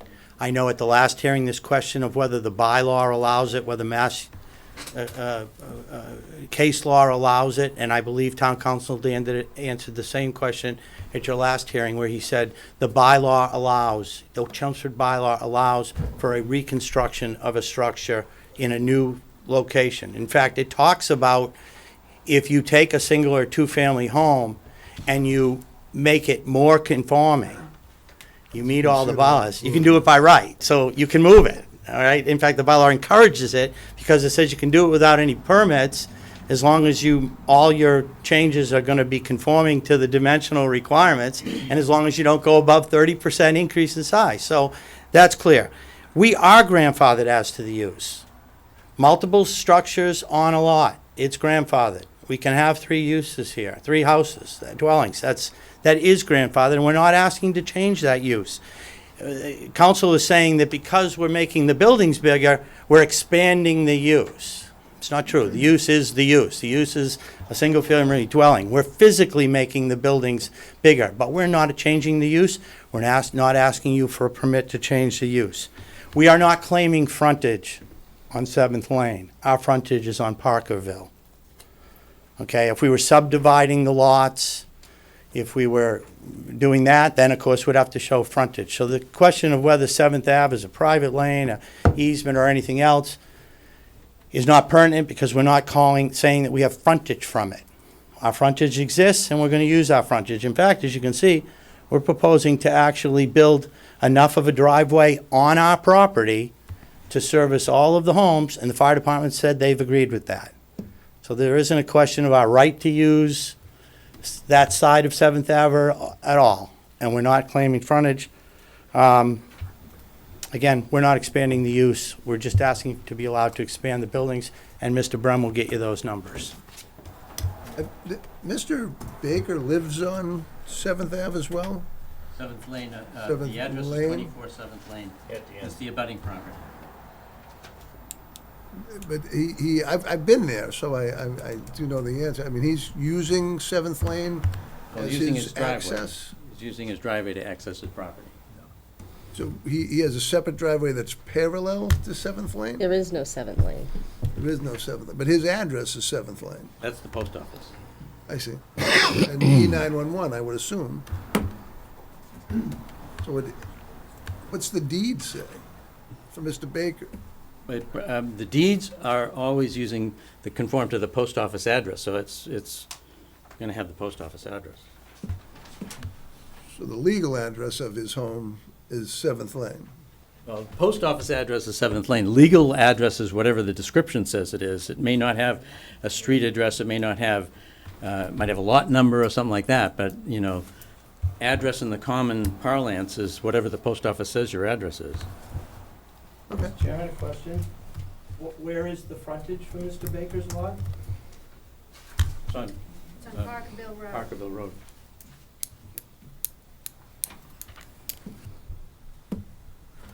Oh, this is tough. It is. And I'm gonna, Mr. McGill, if someone else you'd like to speak, I'm gonna say in opposition to this thing, as they have had the floor for the pros for quite some time. If someone would like to speak, you're welcome to.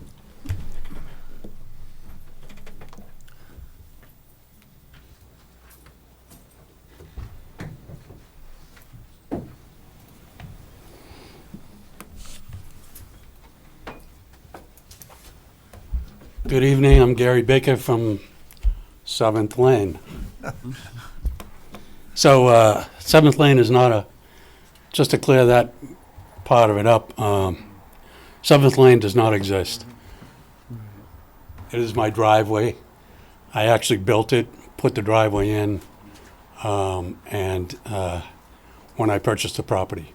When the property was subdivided, we had to keep a 24-foot strip of land all the way to South Chelmsford Road, which gave us the frontage for our lot. The other lot's frontage is also on South Chelmsford Road. We were told by the board that when we came before the board to subdivide, that 7th Lane did not exist and we could not use it for frontage. So, I put the driveway in not knowing that 6 feet of it was on the property next door.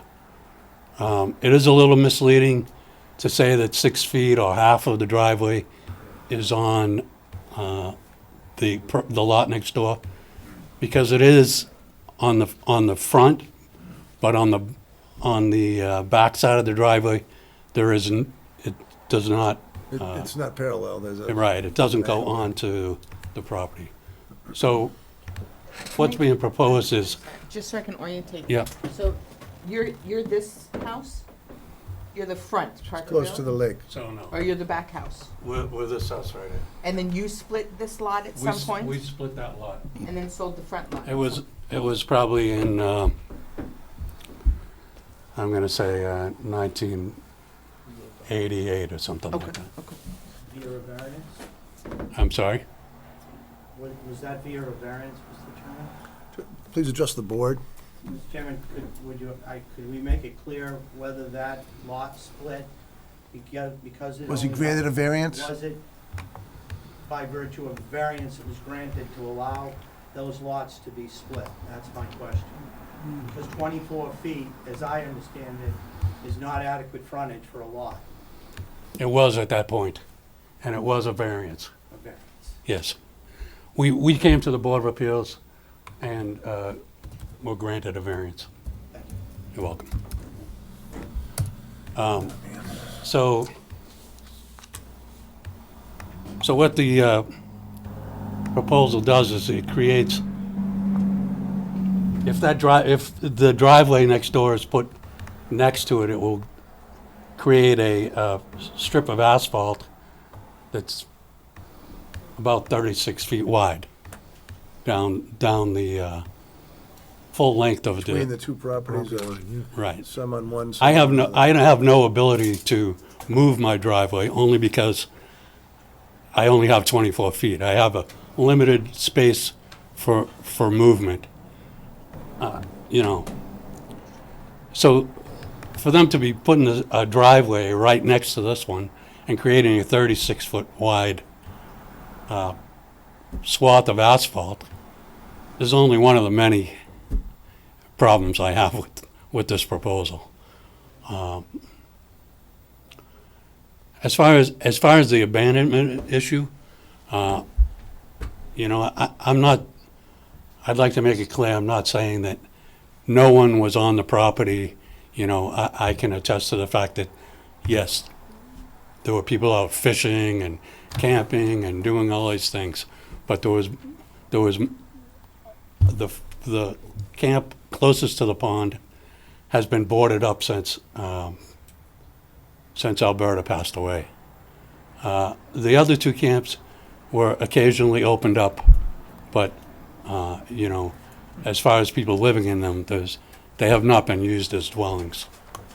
And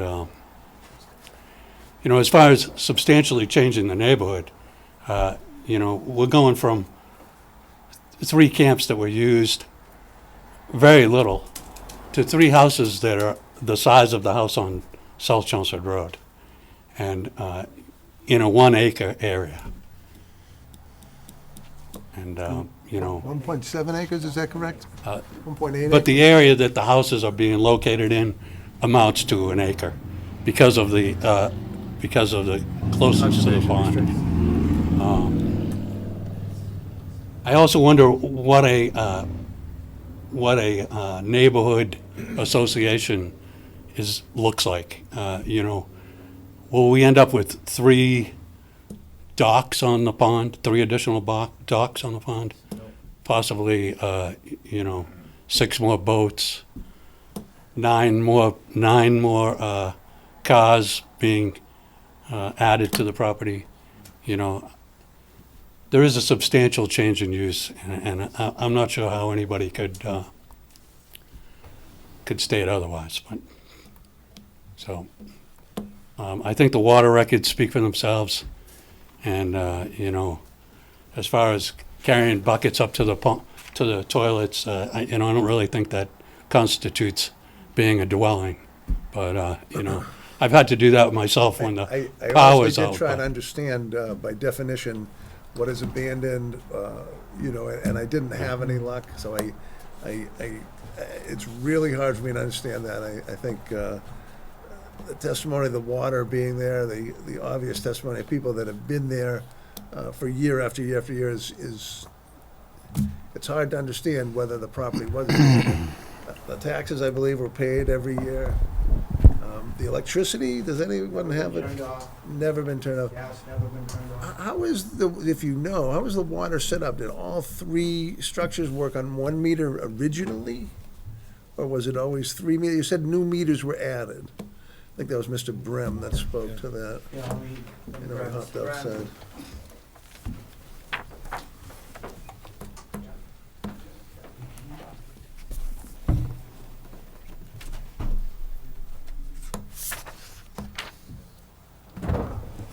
There are in fact 3 meters, and Mr.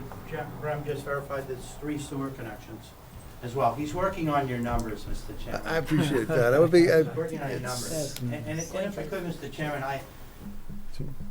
with respect to the water usage, we presented evidence that shows that at no time was the water shut off for a 24-month period. The fact that we did admit that there was a 20-month period that was shut off, and the statement is that during those times, you know, some of the people using the camps did the bucket thing up from the lake. We're not saying that that constituted use as a dwelling.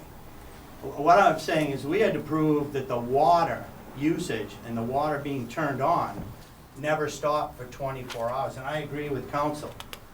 The records speak for themselves, the water records, the complete records which we've submitted, show that while they had some readings of 0, that certainly could mean there were 900 gallons, 1,000 gallons.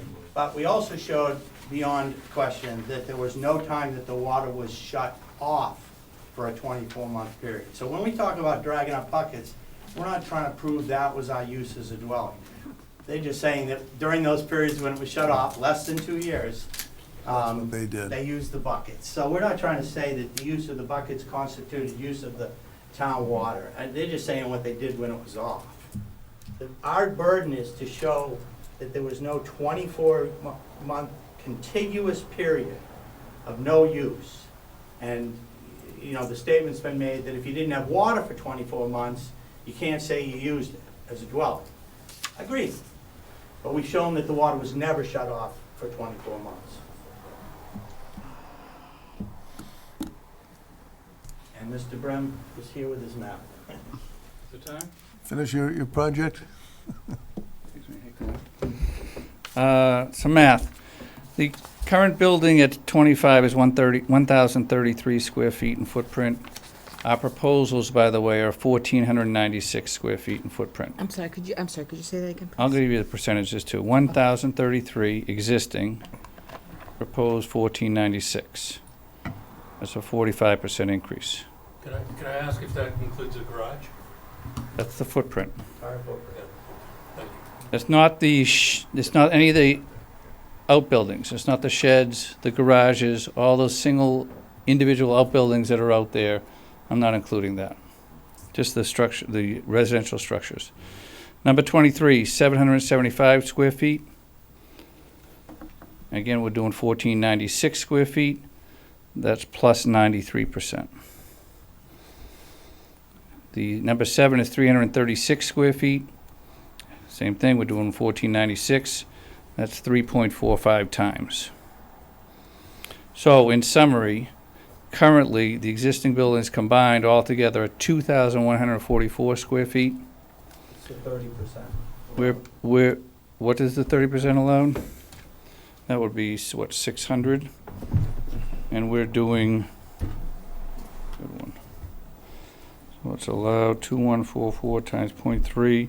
643 is allowed. We're doing 4,488 minus 2,144. We're doing 2,344 square feet. We're proposing. We're not doing. We're proposing. On 2 floors, though, right? This is footprint, because that's how it's written in the. So your footprint is 2,344. In addition, the total additional footprint is 2,344. Correct.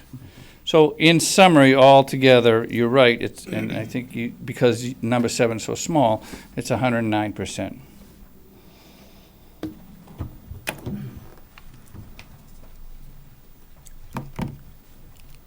Mr. Chairman, can I clarify something about this footprint? That would be awesome.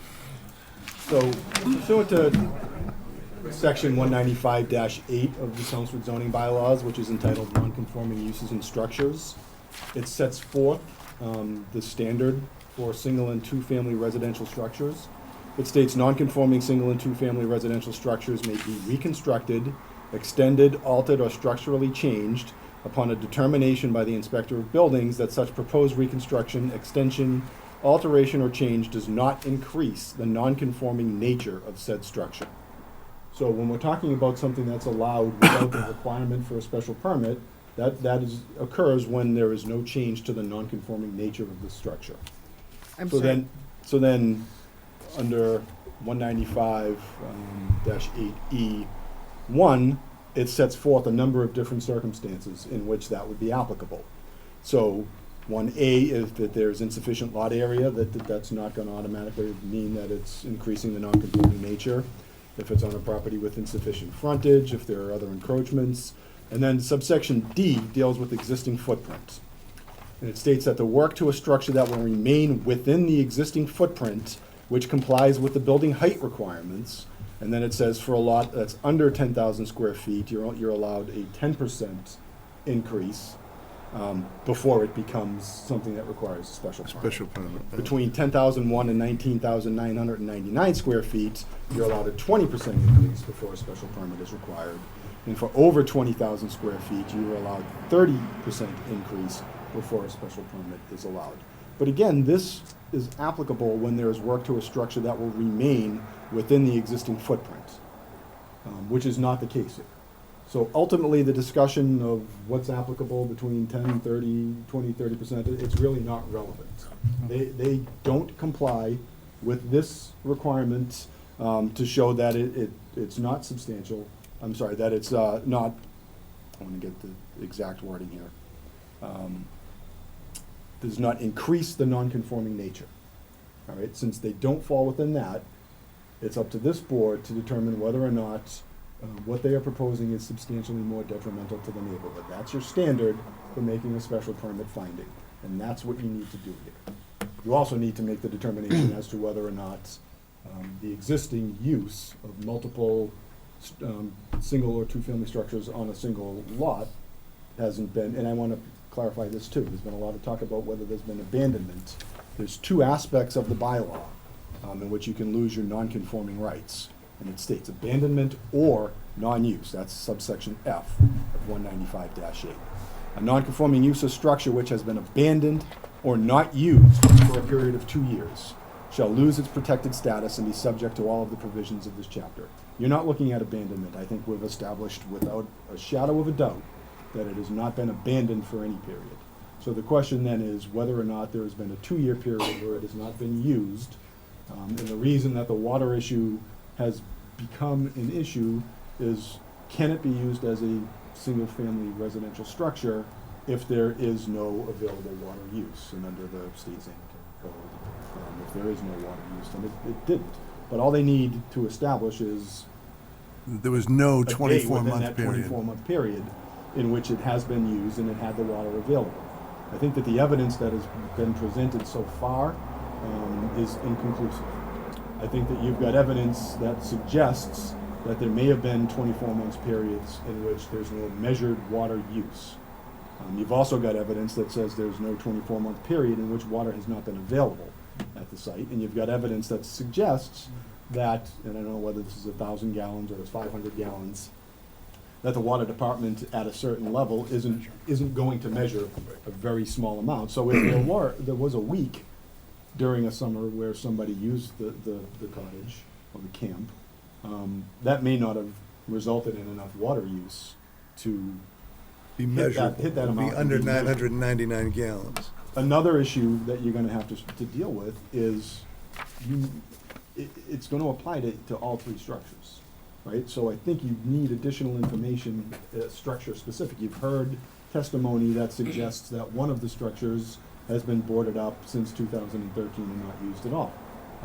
The applicant hasn't had the opportunity yet to respond to that statement, but a lot of the testimony that you did hear so far tonight was general in terms of use of the site as an entirety, rather than use of specific structures on the site. So I do think you need more information with regard to that. I don't know that there's going to be more information available for you with regard to the water use. But each one would be considered individually. I think that, That's how you would see that being I think that you correct. should look at each one individually. Like if people were using the front two, but the And not third the one in the third back one. was never, nobody Or ever vice- slept in it. Correct, because there are three structures, they're looking to reconstruct three structures. So the question that has been put forth before this board is whether each of those three structures has maintained its pre-existing non-conforming status for the use. So I think whatever decision you make needs to address each of the three structures. And for the 30% doesn't really apply to us. 30% is Because they're, not it's not, they're getting rid They're of the not- structure. The intent, and I was on the Board of Appeals when this provision Right. was enacted. I actually was involved in the drafting of this provision. The intent was to give the building inspector some guidance as to what applications just would not require him to send the applicant to the board to seek a finding, a special permit finding. So the idea was if you are not increasing your footprint, so if you had a single-story structure and you wanted to add on to it and you're not increasing that building footprint, if you don't increase it by, in this instance, it would be more than 30%, you wouldn't need to come for the finding. But if you do increase the footprint, you still have to come for the finding. But since they're not, they're changing they're moving in the entire footprint to a whole nother, So that may be they'll done, eliminate their footprint. that is allowable, but it's allowable pursuant to the issuance of a finding by this board. Mr. DeFan, Council suggested we haven't presented any evidence with respect to the opening and closing of all. We did in fact submit the affidavits of Mr. and Mrs. Tremblay this evening, whereby they have stated that they did in fact open and close, and they utilized those, all of the properties during the question and time in question, in the same way that the neighbors have submitted an affidavit that there was no use during those times. So you've got evidence on both sides, it's conflicting. And then we've got the evidence that we've presented of the individual who have suggested, which units they used and in which years. I'm going to let you speak, sir. Your name Thank and you. address, please. Glenn Thorin, Precinct 5. I have no interest in either party here. I do know Jeff Brem, and I called up Mr. Barker Baker to show me the property there, just so I would know where the buildings were. So I'm just speaking as a town meeting representative with observations of what the property looks like. And I'm sure you've all been there, so I'm not telling you anything that you don't already know. There are 3 small camps on this property. And my original inquiry of Mr. Baker was, how are they going to put 3 houses on those locations? Because they're really small buildings, and what I had heard from looking at the video of the last meeting on YouTube was that these were fairly substantial houses. Well, I think the answer is they're not, because one is too close to the pond, and the other are very small. So I look at it from a very simple perspective. What are we doing to make a change here? We've got a lot that would only in our zoning take 1 house. It's less than 2 acres. I mean, you might do something else with some other committee and split the lot or something like that. But this lot has camps on it, and literally you'd have to take down all 3 camps because you can't sit the houses described here on the footprint of where these camps are. They're all down one end of the lot. I'm not sure whether they're winterized. It didn't look like they were set up for winter usage there at all. I'd heard about the water, and and somebody says you don't use water. That's entirely up to you to determine whether shut-off water or zero water usage indicates no water usage. But from a perspective of someone that's in Precinct 5 and trying to find out what's going on in my part of town, this is a complete change to the use of that lot. From what I saw is boarded up and recently unboarded, I guess, small camps that used to see 50, 60 years ago, to 3 large houses located totally differently on the lot. So as a simple person, I say, well, what would one do if there was nothing there but 3 little garages, you wanted to put 3 big houses on that lot? It's basically the same. Just because there's facilities there that are very, very small, does that allow you, and this is a decision that you have to look at, to remove those facilities completely because you can't build on their same footprint, and wherever you want on that lot, put 3 large houses? that's a substantial change, 3 large houses, year-round houses, cars and everything else that accrues to them. So, when you look at what the difference it makes to that lot in that part of town, just as an observer, Precinct 5 rem, it is a significant change. So I'll leave the legal aspect up to town council and the lawyers that are employed here, but just as an observer from the town, it's not going to be the same. The usage is going to be quite different, and it won't be in the same location the current facilities are. That's, to me, a significant part of a decision. And a gentleman in the back raised his hand. Let's at the podium, sir.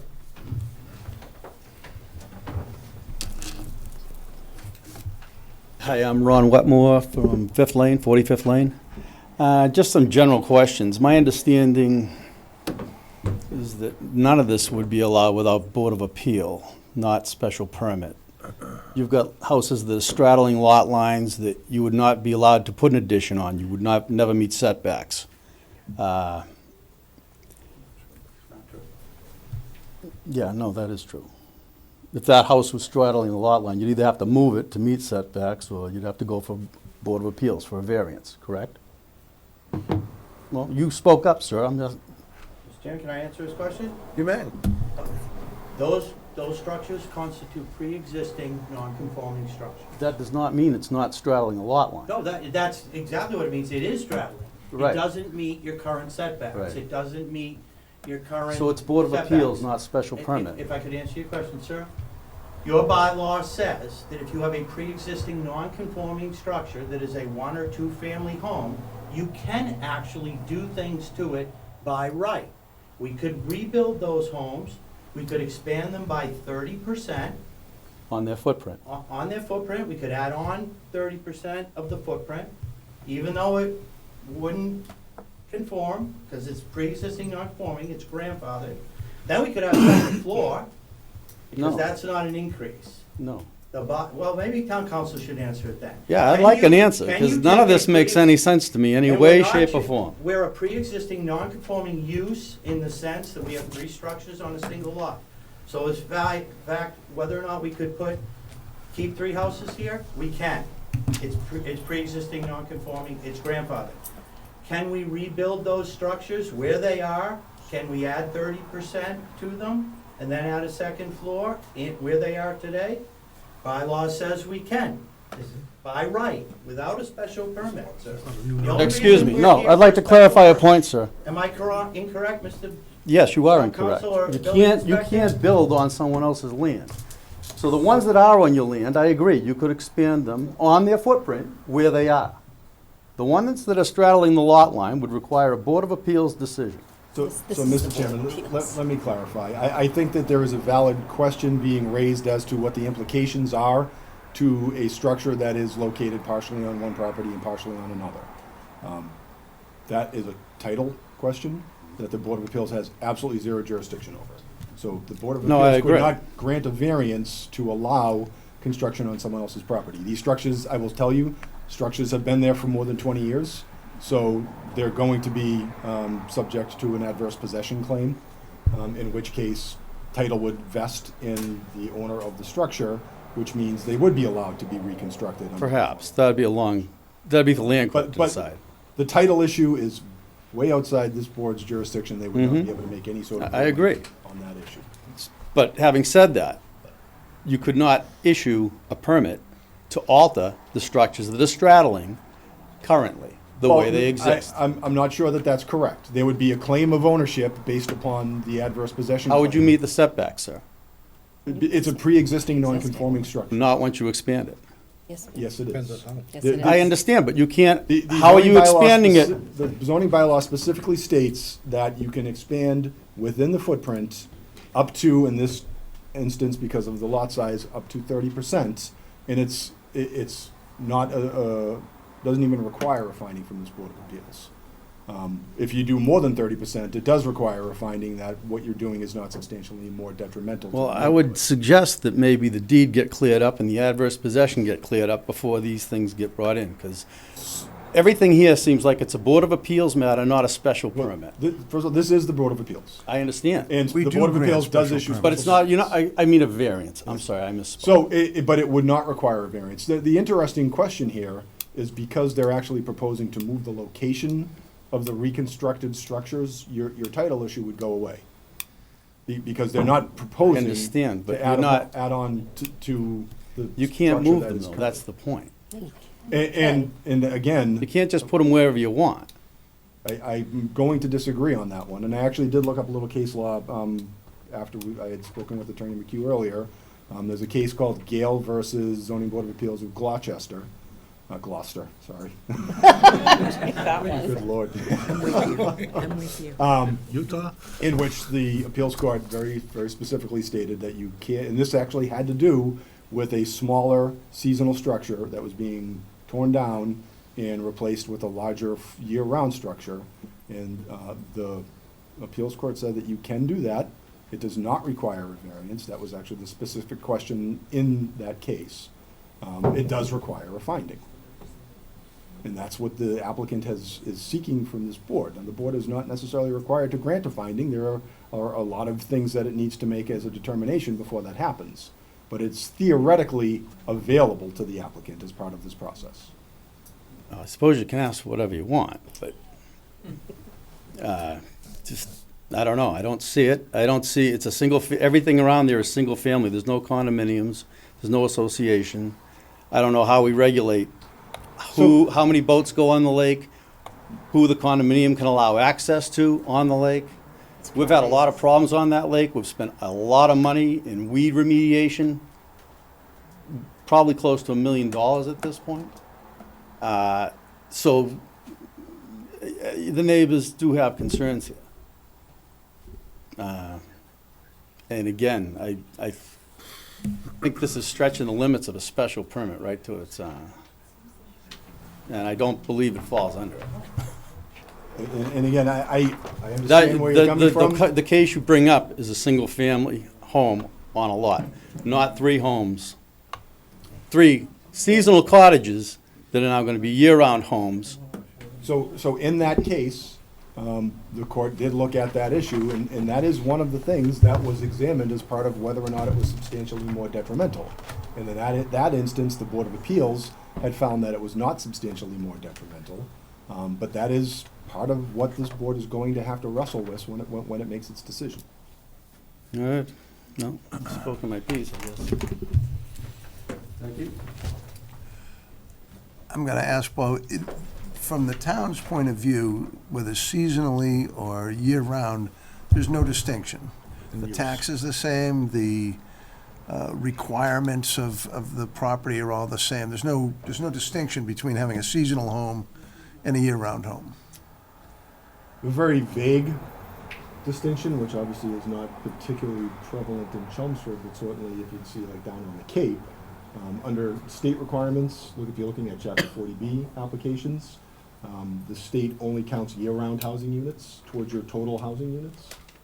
So in this instance, a seasonal unit would not be counted towards the town's As a total year-round property. housing units. But If as it's far as the converted- town's concerned, they if it's consider converted it, to a year-round unit, then it is counted. it considers it a single family home. Correct. That's what the town would call it, refer to it as, in tax it as. The tax classification, that's what it would be. So is this considered a single-family home for town of Chelmsford right now? If it's only seasonal? Taxes. These single-family homes. It's really considered a single-family residential property, and they're taxed based upon the value Of each such. building. And each building would be Is subject there to a, tax. can you look, Colleen, is it a single family without buildings, or is it 3? I don't think it could be 3. It has Building 1, building 1 with occupancy 1, building 2 with occupancy 1, and building 3 with occupancy 1. And what is occupancy 1? that means it's a Means single-family. Single family, each one of them counts as a single family unit. So it is accounted for as 3 They exist on the residential tax They've bill been as being a taxed on that. single-family unit. Each one of those is being taxed as the same as their neighbor next door that's year-round. Yeah, outside, yes. No distinction from the town's point of view. But to clarify, it's being taxed as one property. Right. Because it's currently one property, And they're taxing based upon, so that the property gets taxed based upon the land value. Right. And then you get taxed based upon the value of the structures on the property. Right. And you can see right here that the land is the biggest cost. But there's no distinction between the value based on, it's only used 8 weeks out of the year as No, opposed there's no to difference in 12 that. months out of the year. Not in this town.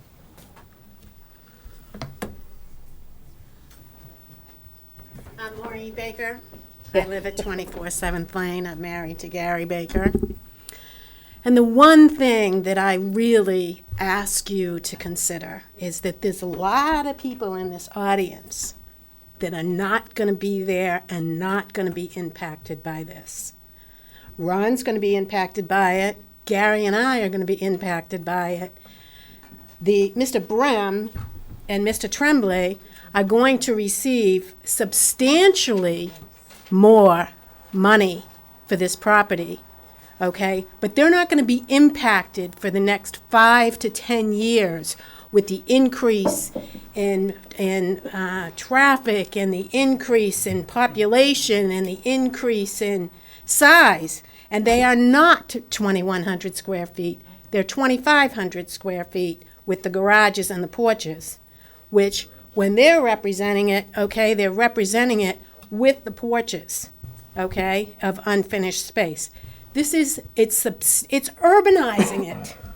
You're putting condos, okay, in an area that has not been condomized. And yes, we came before this board, we split the lot, okay, we had ample land to build a home on the lot in the back and ample land to build a home on the front. They have insufficient land to subdivide this lot. Okay? They have insufficient land, so they're going to condominiumize it. They're going to increase the density substantially. Okay? The existing structures that they talk about, the ability to just add on 30% without going before the boards, can't support it. There's no foundations. Okay? So they're really coming before you to change the area that we live in substantially. Gary said when he was here last month, he has no problem with the development of this property, okay, responsibly. We don't view this as being developed responsibly. And we're going to be impacted. The people in front that signed an affidavit are going to be impacted. Ron Wetmore is going to be impacted.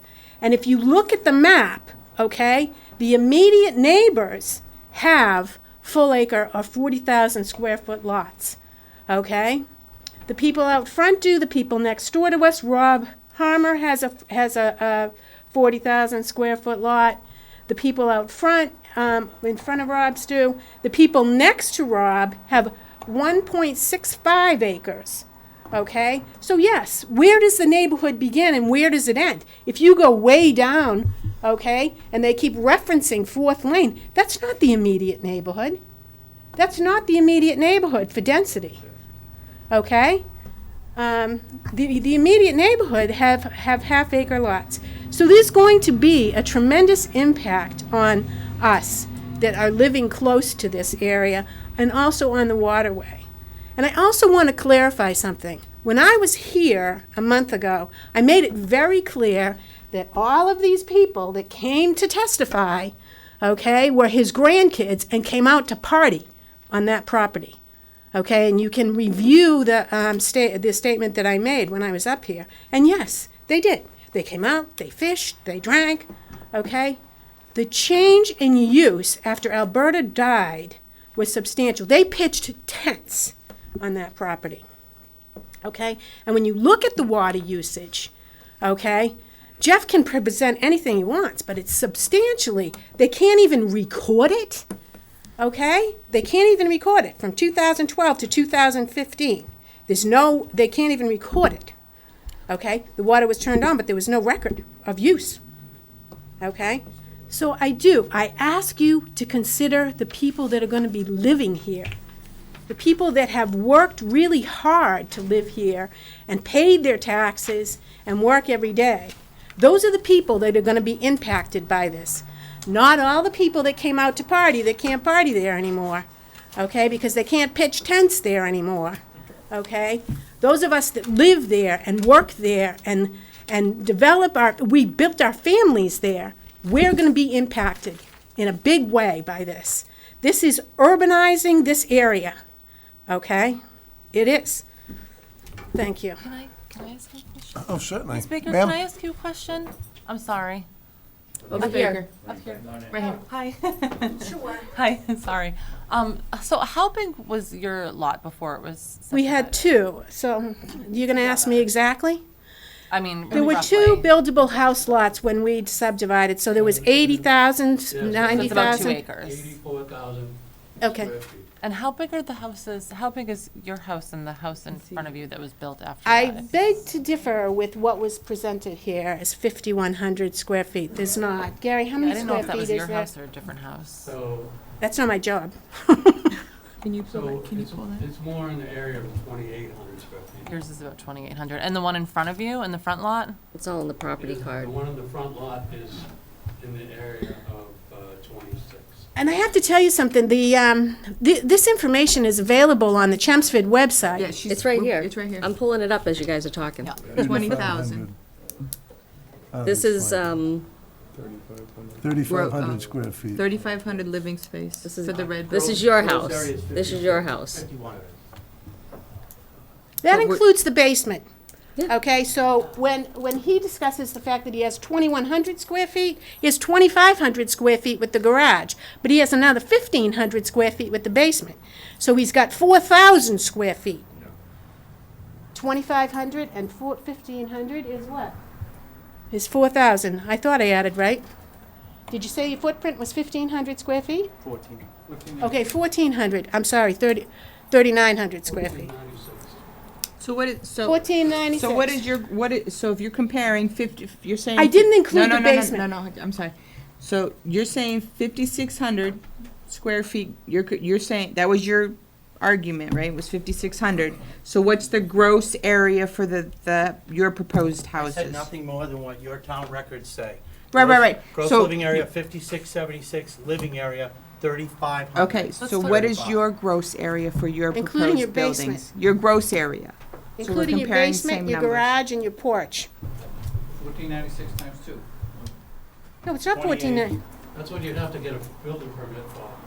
1496. Square footage of the for- house. Including the garage, 1496 second. And then if you include. And then you have a don't have a basement. basement? Well, there'll be a basement, but it's not finished. That one is finished. No, it's not. But to It take says the same unfinished. comparison, if you're saying yours is 5,500 with the 3 floors, 3 living floors, if you were to have your We just want to basement be make sure we're considered a living comparing floor, the it would be. same, the same Okay. numbers. That's all we're No, I asking. beg to differ with you, excuse me. No. The basement is not finished. It is not living It says right space. there, it's unfinished. It says right there, Okay. basement unfinished.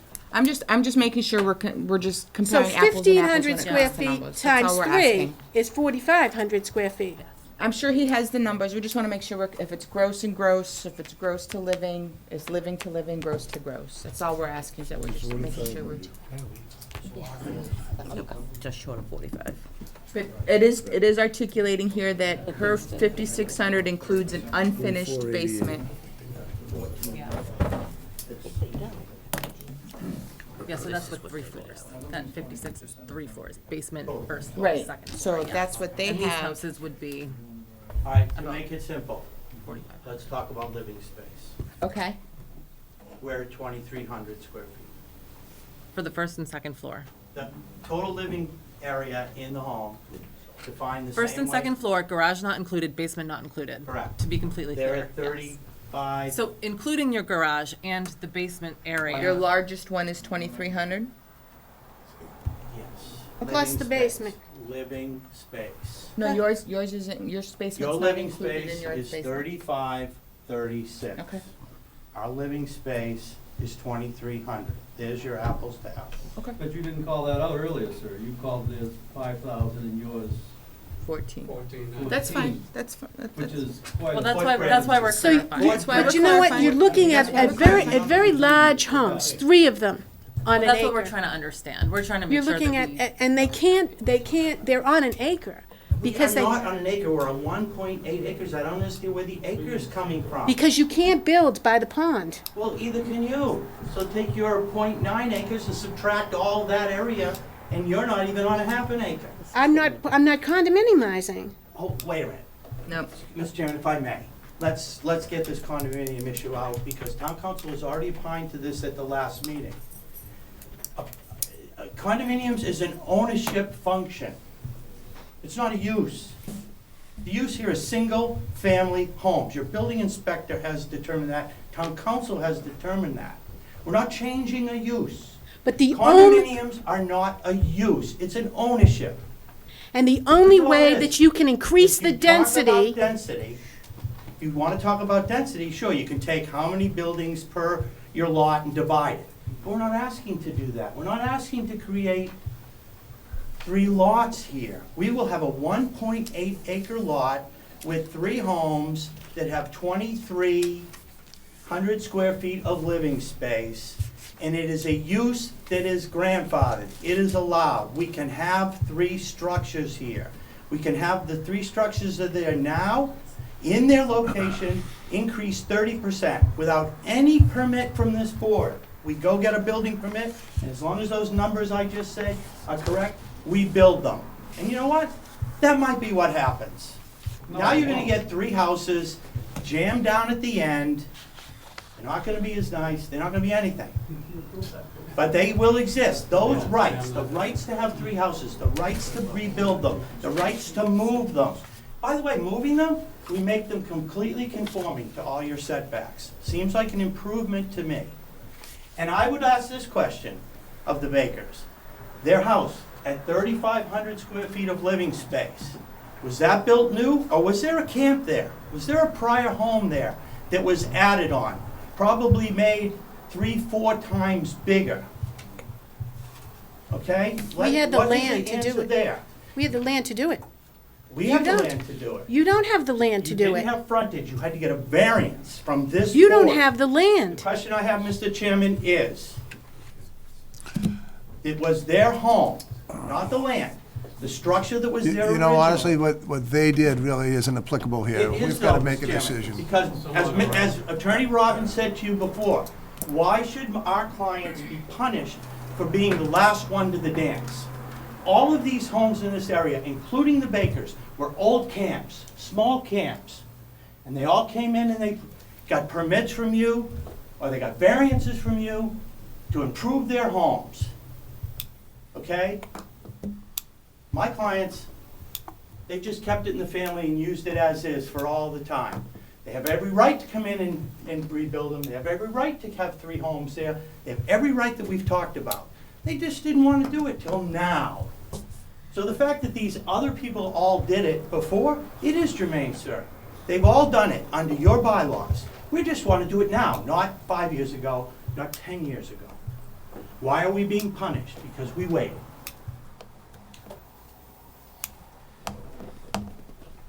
Brian, can I say something? I wish you would. All right. Tell us a story, Charlie. We're talking a lot about everything, of course, and we're all just, taking it all in. And I think the hour's really late, and I'd like to continue this till next month. I think that's a reasonable request. I'd like to see it resolved, but I am not clear in my own decision. I don't know how the rest of the board feels. I don't need to know. I think we can continue this. Cooler heads will prevail. We still have a bit of an agenda, and I don't think until we get some of these things organized, we're going to make a decision, the right decision. Mr. Chairman, if you are going to continue this hearing, could you give us some indication of what questions the board has or what further information the board needs to make a decision so that we can, in fact, provide that to you if need be? I think we could work at that. Can I ask for a straw poll? Who believes that the property was abandoned? Is that a reasonable question to ask of the board at this time? Mr. Chairman, again, not abandoned. There's 2 separate analyses. One is abandoned, which can happen immediately. Lack of use. And one is if there was non-use for a period of time. Non-use. I think I have enough information on the use. I feel like it was used. You feel it was I used? think the use, for me, I think the usage has been clarified. I don't think, You feel for there me. was use? Yeah, I think the use issue has been. To Paul's point, I'm a little skeptical about each individual building. Maybe a little more information, I guess, yeah. I think mine comes to the whole, we're going from we're restructuring a pre-existing to we're demolishing and building entirely new. Well, I think And we've then- established they have the right to rebuild each unit, to put a second floor on that unit, and to increase the size by 30%. They don't even need to be here to do any of that. What they're asking to do is increase the 30%, in one case to like. Mr. Chairman, if that is a question that the board still has, I can provide a memo and publish it. That would be a good idea.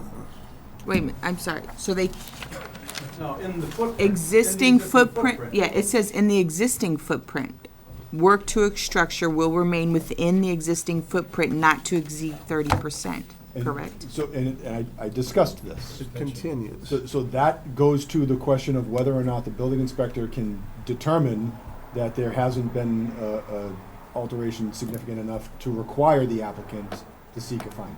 So by right, they could, if they weren't demolishing the building and moving it, they could, And they weren't increasing it by more than 30%. So if we deny this, if we deny them a special permit, they could can stay go right ahead where the and buildings are. build a new building right and- where they are. Right where they are, three right? But that, floors. but because, I because believe they they're, could move the building. Chairman? You think they could could- town council clarify that statement? Because I believe it was said earlier that under case law, we could demolish, we could move them, as long as we stayed, as long as what we built conformed to all setbacks, and we didn't increase by more than 30%, we can move it without a permit here. No, I disagree with that. 'Cause The- then the- it's not The the bylaw existing- specifically states within the existing existing footprint. footprint. So you wouldn't be able to move it, but you could build within Right, 30% okay. in the So same because existing he's footprint. moving, period, All right. he's here. Yeah. 30, no 30, the fact that he's moving, he's here. That was the one thing I was, because this says existing footprint, under 30, you wouldn't have to be here, but you're moving it. I'm saying, the proposal is to move it, so Just that's, to clarify, if I may. that was one for me. In the footprints, yes, they can, but they would still have to meet applicable setbacks. Not as a grandfathered pre-existing non-conforming. lot can be.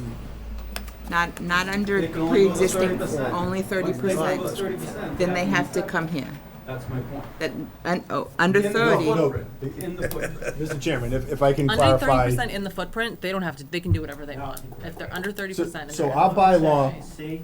Mr. Chairman, in our bylaw, several years back, we decided to add a provision to help property owners avoid having to come to the Board of Appeals for a determination, and to help the building inspector actually determine what the parameters are for determining whether or not a proposal increases the non-conforming nature of an existing, pre-existing non-conforming structure.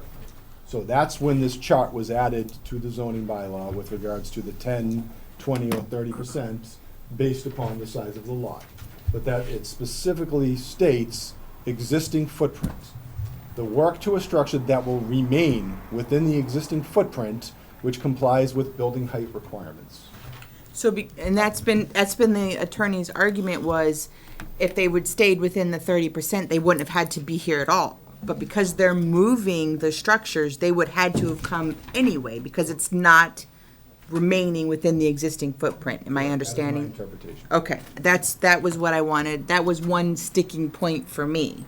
That doesn't mean that it's not allowable under a Right, that it's finding. not allowable, What it but means that is that the was, building inspector wouldn't have the right to make that determination and give them a building permit either way, they'd immediately still have been here. without having them come here. Mr. Chairman, I look forward to town council's memo on this, so we can all. I think that understand it. memo would be very But helpful to I would clarify. ask him to look at section E1C, because that's what we are, Mr.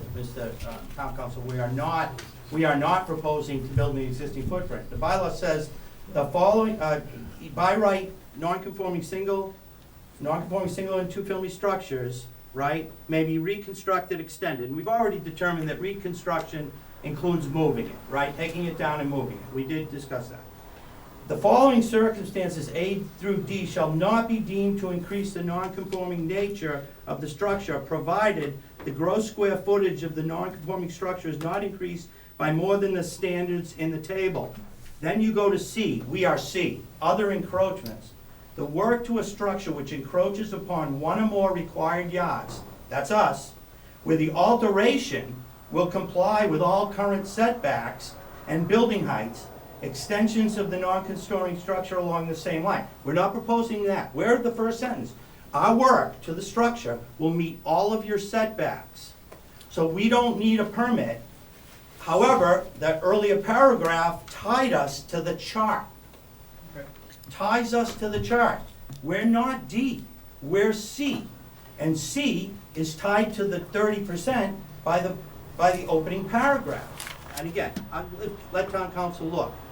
But because we are non-conforming as to setbacks, and because we're proposing our reconstruction will meet all setbacks, we can do it by right as long as we stay within 30 feet.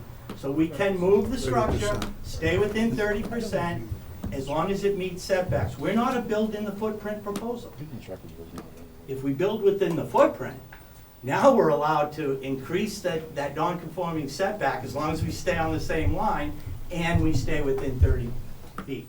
So the question of whether we could rebuild on the footprint, we can, 30 feet. Question of whether we could move and meet all your setbacks, we can, but it's gotta be 30%. So, without a special Mr. Chairman, my response to that, and I'll look into this in greater detail, but I would note that section C discusses alterations or extensions. It does not discuss reconstructions.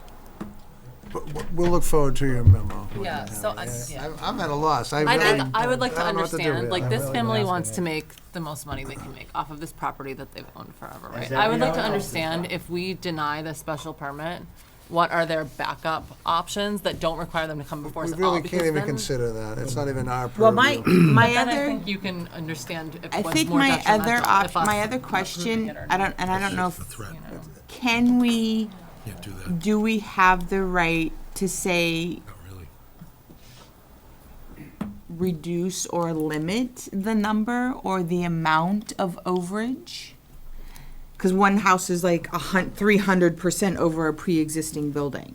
We could definitely suggest something like that, to Like, say, instead of if you wanna doing do this, three- we're not going to allow you to do 300%. Three brand new, maybe just two single-family 2,500 square foot homes, or, I don't. What I would say I don't is, know if any that's- decision that you make needs to be based upon your determination with regards to whether it's substantially more detrimental to the neighborhood. So we can still look at, our I focus guess still looking is at the options detrimental would to be the to decide use whether and it's look. more detrimental. You know what I mean? Yeah, I do. So I would We like a don't motion to take action. continue, so we can think on this a little, read Mr. Haverty's memo. If either attorney has something they'd like to present at the next Nobody meeting asked you. that clarifies some of these questions, it would be very helpful. I've got to tell you, it's very confusing, and I don't have a firm grip on what the right thing to do is myself, and I would like to be able to do that. I'd like to make the right decision here. Mr. Chair, ask the applicant if they want to continue. I would ask them, but I bet they'd say yes. Would you like to continue, sir? Again, Mr. Chairman, obviously, we always want to work with the board, but I asked the question of what it is, what additional information should I be working on? Now, one thing that's been brought up is there is some confusion as to the bylaw and what it allows us to do without the permit versus, I guess, what we can do with the permit. Well, no, it's been established that if we get the special permit that allows for the increases we've asked for, we can move the structures and we can build. So I think we. I'm not sure Mr. Haverty is firm in that agreement there. I Well, don't. that part of it, that if we got this permit, So I will, again, spend some time, look into the issue, and provide a memo on that question. but that's nothing for us to provide. With respect to the abandonment question, or the abandonment of the use question, That's satisfied. does the board need further information beyond the I do, Brian. affidavits? You would like further? I'd like all three camps to, I'd like to know who stayed at all three camps, 7, 23, and 25.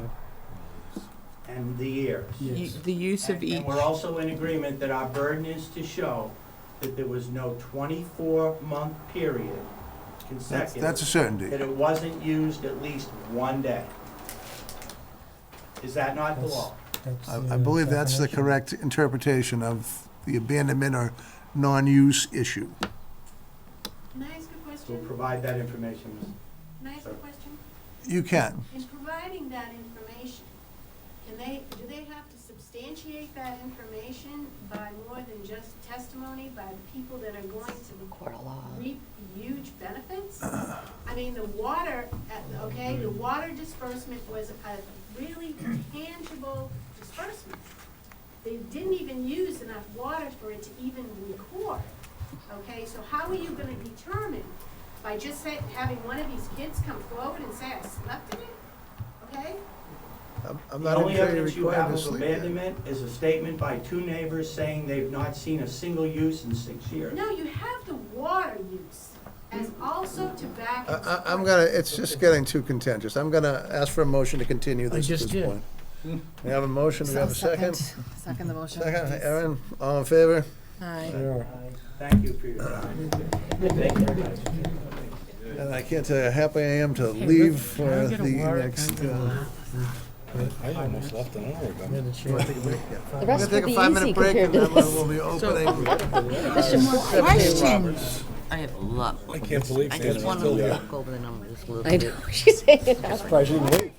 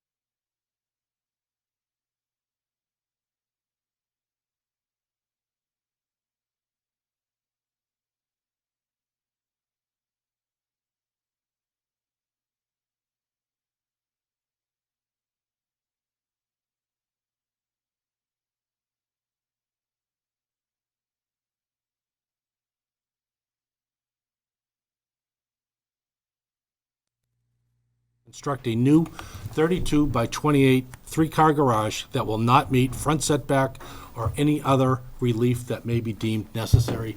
Hopefully you can stay this time. Hang on, Erin, you showed up. I Sorry. 5 minutes. Show me a beer. Yeah, so it's just, as you can see from the log. Can you give us name, address again? Oh, I'm sorry, yeah, Peter Just- Casterly, 17 Roberts Street, Chelmsford, Mass. Thank you. I also have 3 letters from my budding neighbors Okay. that just support the project. I don't know, Okay. do I give those to you? You can do that. Okay. Did you get the letters to read for this? Okay. Yeah, I do. I have them. So basically, I'm looking to put a garage, so my driveway comes, our driveway comes in off the Roberts Street here. And this is the setback right here that doesn't meet the requirement. And that's a 35.5 on a 40? Yeah. Yeah. Yep. Okay. And it's a wood structure, standard building practices. I have an engineer drawing that was done, and I think the town has a copy of that. Corner lot. And Marty looked at it and said all the structure was fine, everything was fine there. It was just a matter of getting approval to put the garage where I want to put it. Okay. Are you currently non-conforming? Yeah, we had a variance, yeah, the lot lines, as you can see, are crazy here. When they divided between the Barati house and our house, I don't know who did it, but I needed a 150-foot curb cut from what I understand, the way this goes. So that's why I go up into the backyard of the Baratis, and he comes down into, we consider this our front yard, this is our front door. And I believe there was a variance on this when I put this addition. Because I didn't meet this setback here from Quake Road. I can bring up the neighborhood if you like. What's that? Want me to bring up the neighborhood? I don't know if you need to. I don't know if anyone needs to. Oh, if you need to, sure, I can give you the best I can on it. There's really no other place to put the garage. It's because I'm staying away from the pond. Obviously, everyone knows that this that right here is Russell Mill Pond. Right here, I'm directly on the pond, so it's not like you can move it back here or.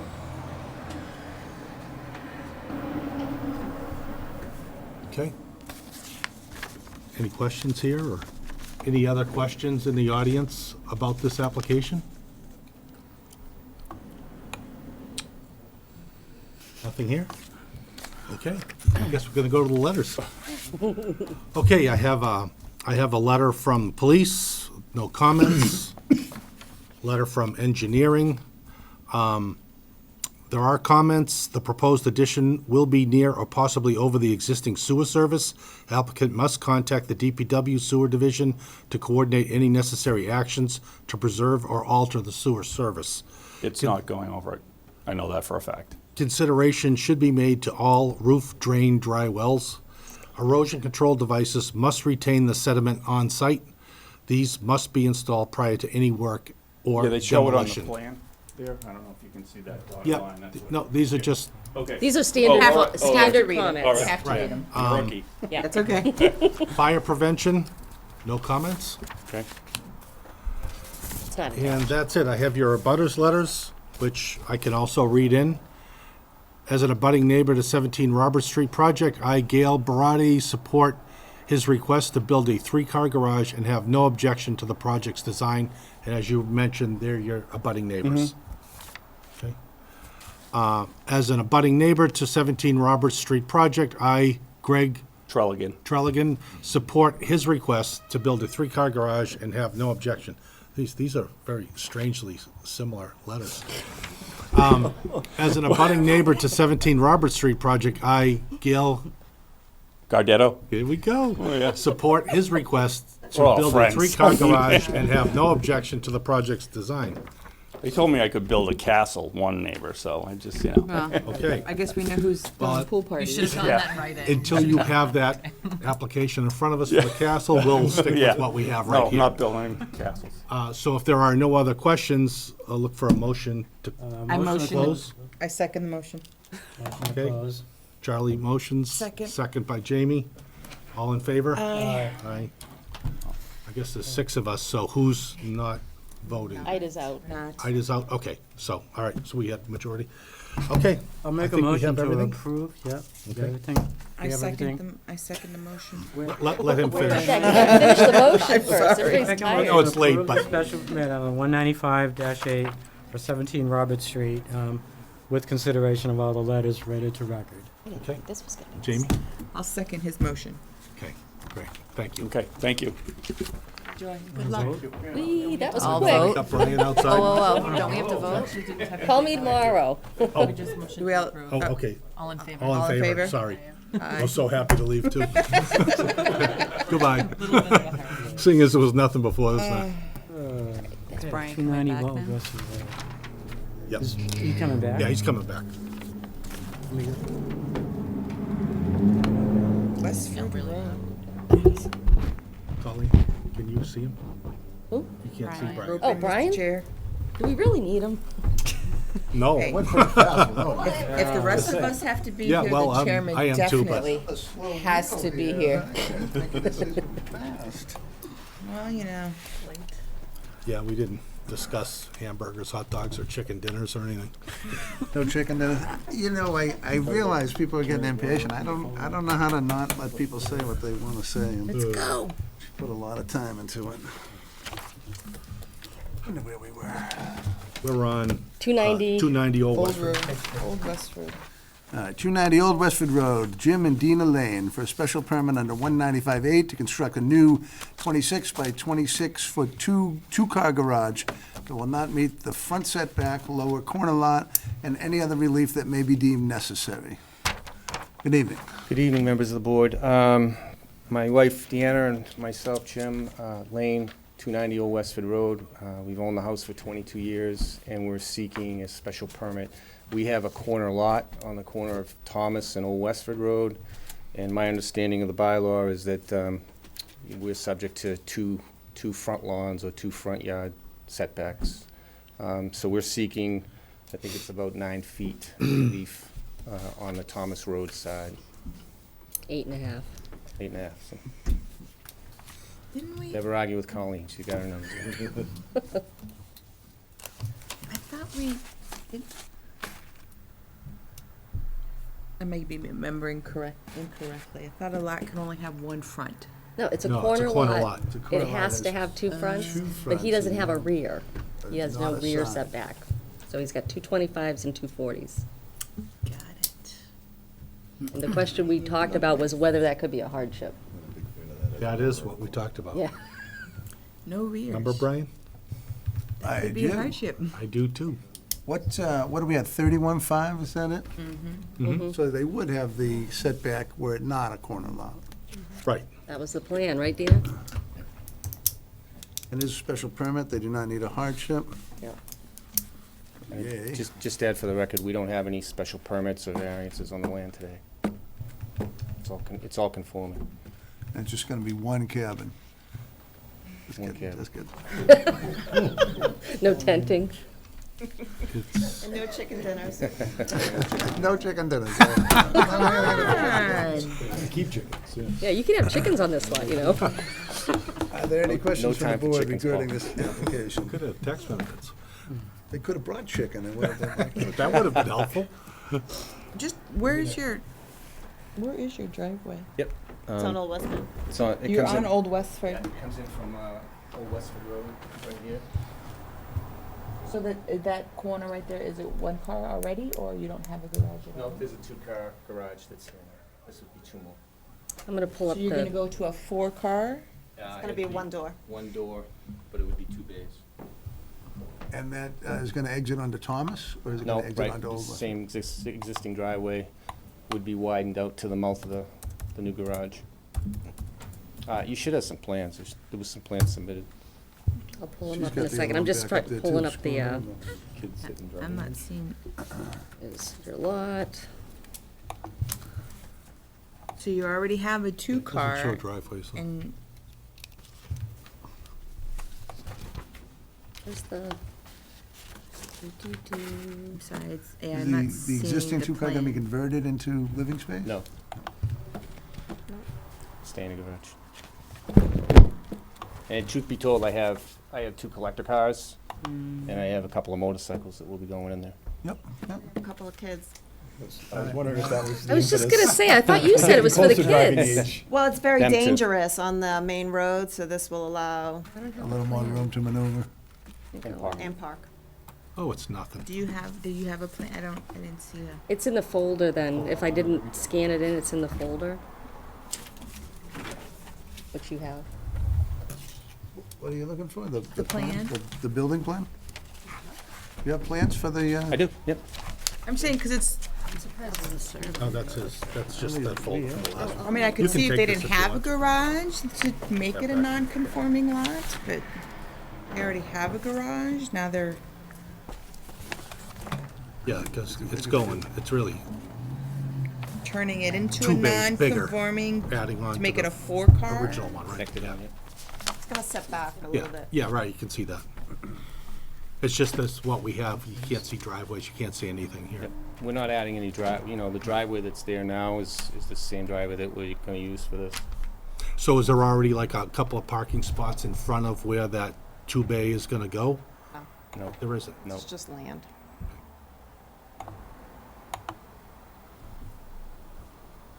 I'm trying to picture it, 'cause I'm up the street. Okay, That's it there we right go. there. Yep. Sewer system. You guys wanna see what it looks like? Are you gonna open up the driveway more? Yeah. The end of the driveway, the Yep. opening into the street? No. A little bit. Just the end towards the house. Yep. will be Okay, yeah, so opened up it'll to the kind new- of cut over and to in the new towards your garage, yeah. house.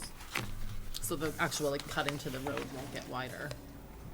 Why is So, this, I mean, this never works. they're out. asking to turn a conforming property into a non-conforming property.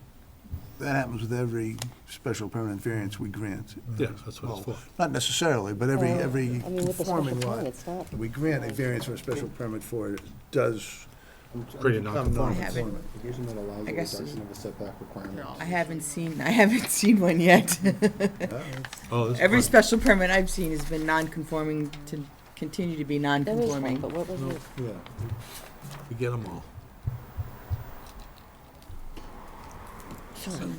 Are you aware? Their hardship, and they're not asking for a variance, so they don't need one, but what it's created by having a lot on two roads is you now have frontage to the side. They didn't have a road on the side, they wouldn't need to be in front of us. They wouldn't make it. Right, but is that And a I would valid just- argument? But it's 25 for a side setback, My not, neighbors who are 25. our butters that are right across the street, they're actually 30 feet.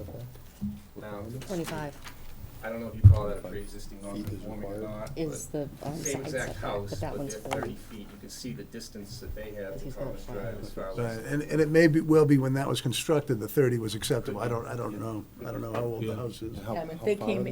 if they wanted to build on that to go closer, they would be considered pre-existing non-conforming at this point. Maybe, if it was during It the would time. be, yes. But it doesn't matter.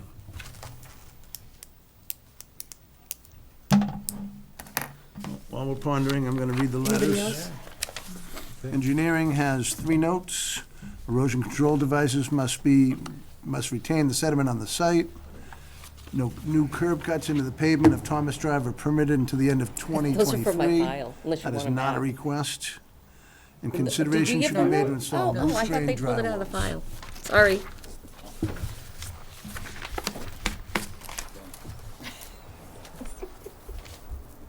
Fire prevention has a letter.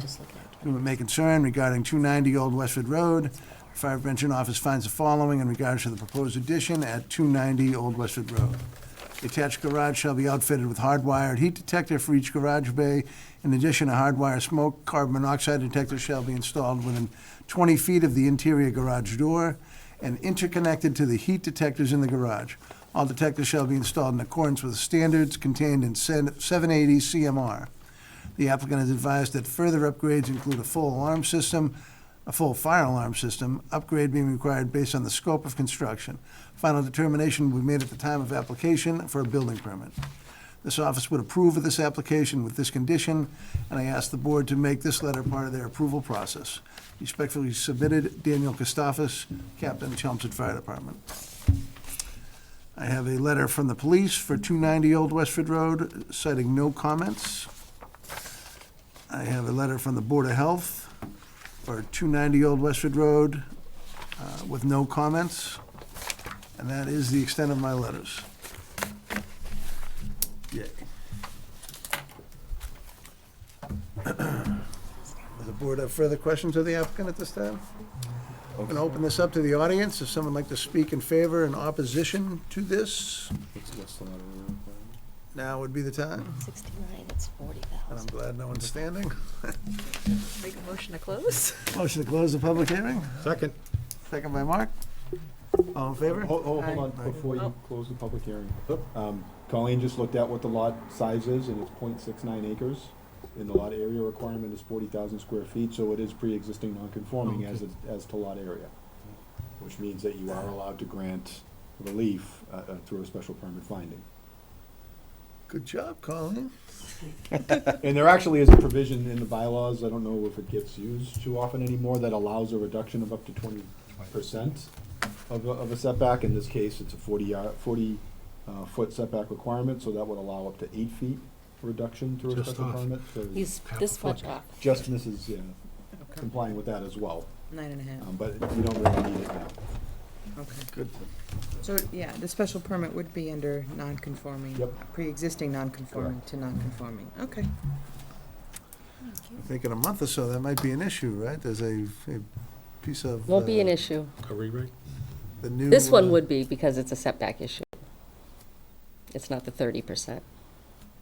Oh, that's the only thing that's going to affect? I Yeah. thought there was a change in the Oh, yeah, you're right. termination No, of 'cause setback. it would Right. depend on Is that the in date. force at this point? I haven't read through it all yet. the But way this, everyone- but this Oh, wait, wouldn't be nothing- an It wouldn't, issue, it wouldn't apply because it has. because you determined this to be a non-conforming based on lot size and what?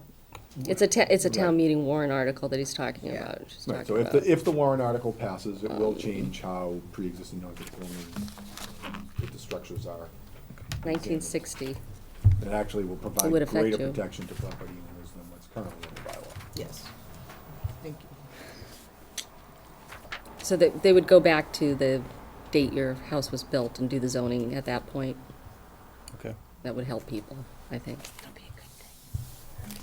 I mean, if you qualify as pre-existing You wouldn't get a special- non-conforming, you wouldn't- and the side yard setback in 1960 was 30. 20 feet, that's the applicable setback to your property. Although it's a front.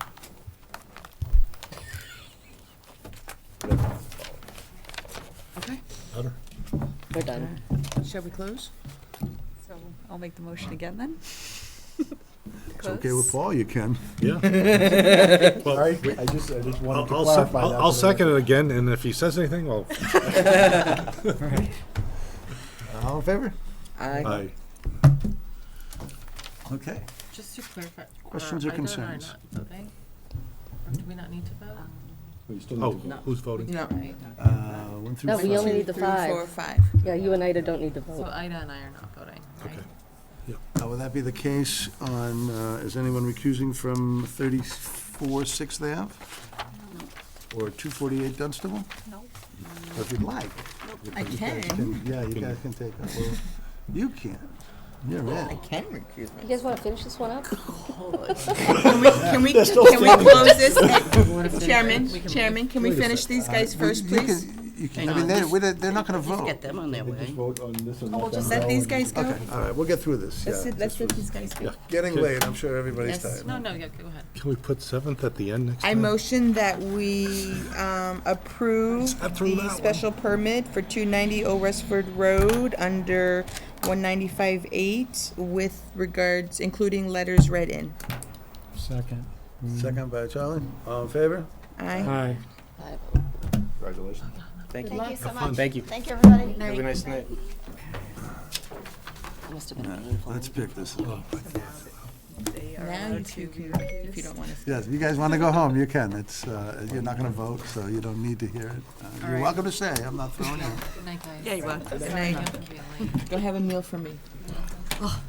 Our next hearing is 34 6th Ave, Caitlin Myerson for a special permit under 195A to construct a new 24 by 24 two-car garage that will not meet the side setback, and a special permit under 195-61 for an accessory apartment over the garage, and any other relief that may be deemed necessary. Hi, I'm Caitlin Myerson, 34 6th Ave, North Chelmsford. Good evening. Hello. Sorry for the wait tonight. That's okay. You owe me a stamp plan. Right here. Thank you. Holy moly. That's it. If you want to display them, we can. No, I don't have a job. So yes, so we are proposing to add a second floor to the existing dwelling, 24 by 24, two-car garage, and an in-law apartment above. Okay. So this is a limited accessory apartment? Yes, it Yes. is.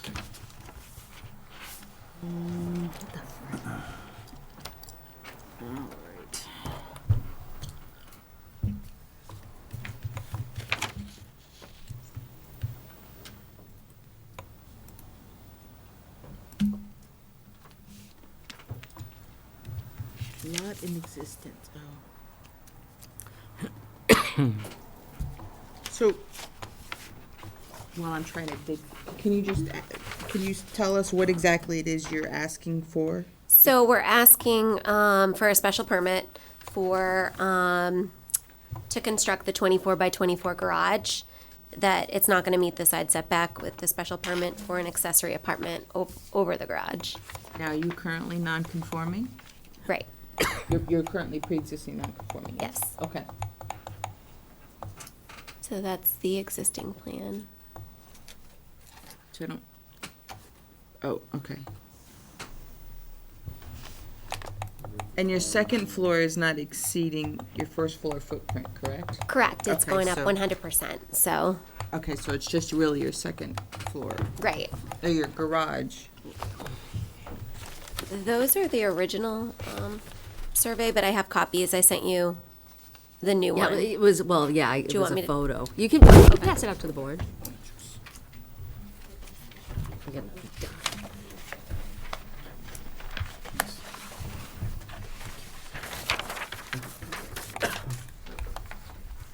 Oh, that helps. So you're currently 6 feet from the street, front setback? Am I, is that, no? It's the side setback. That's Sixth Yeah. Avenue. You're 15 feet from the front, Aren't you in Okay, Mojo? I'm sorry, I was reading, trying So to you're read this. 16.7, but now Okay. you're 11 13.1. from I thought that looked kind the of, right side, and when they're complete, they'll be 6 feet from the left side.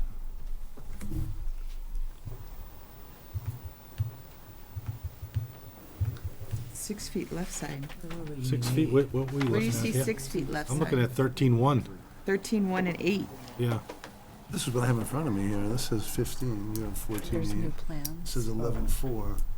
You have 8.3. This one's stamped. This one's stamped. Well, this one up here is the old one. This is the original. The one I just gave you is the new one. Yep, that's the one that we This is just the had actual- done. That's the actual 'Cause This one survey. is stamped as well, so. Right, that one's we don't from look too closely at who 1987. that was. Oh, okay. Okay, so we have a stamp plan right here.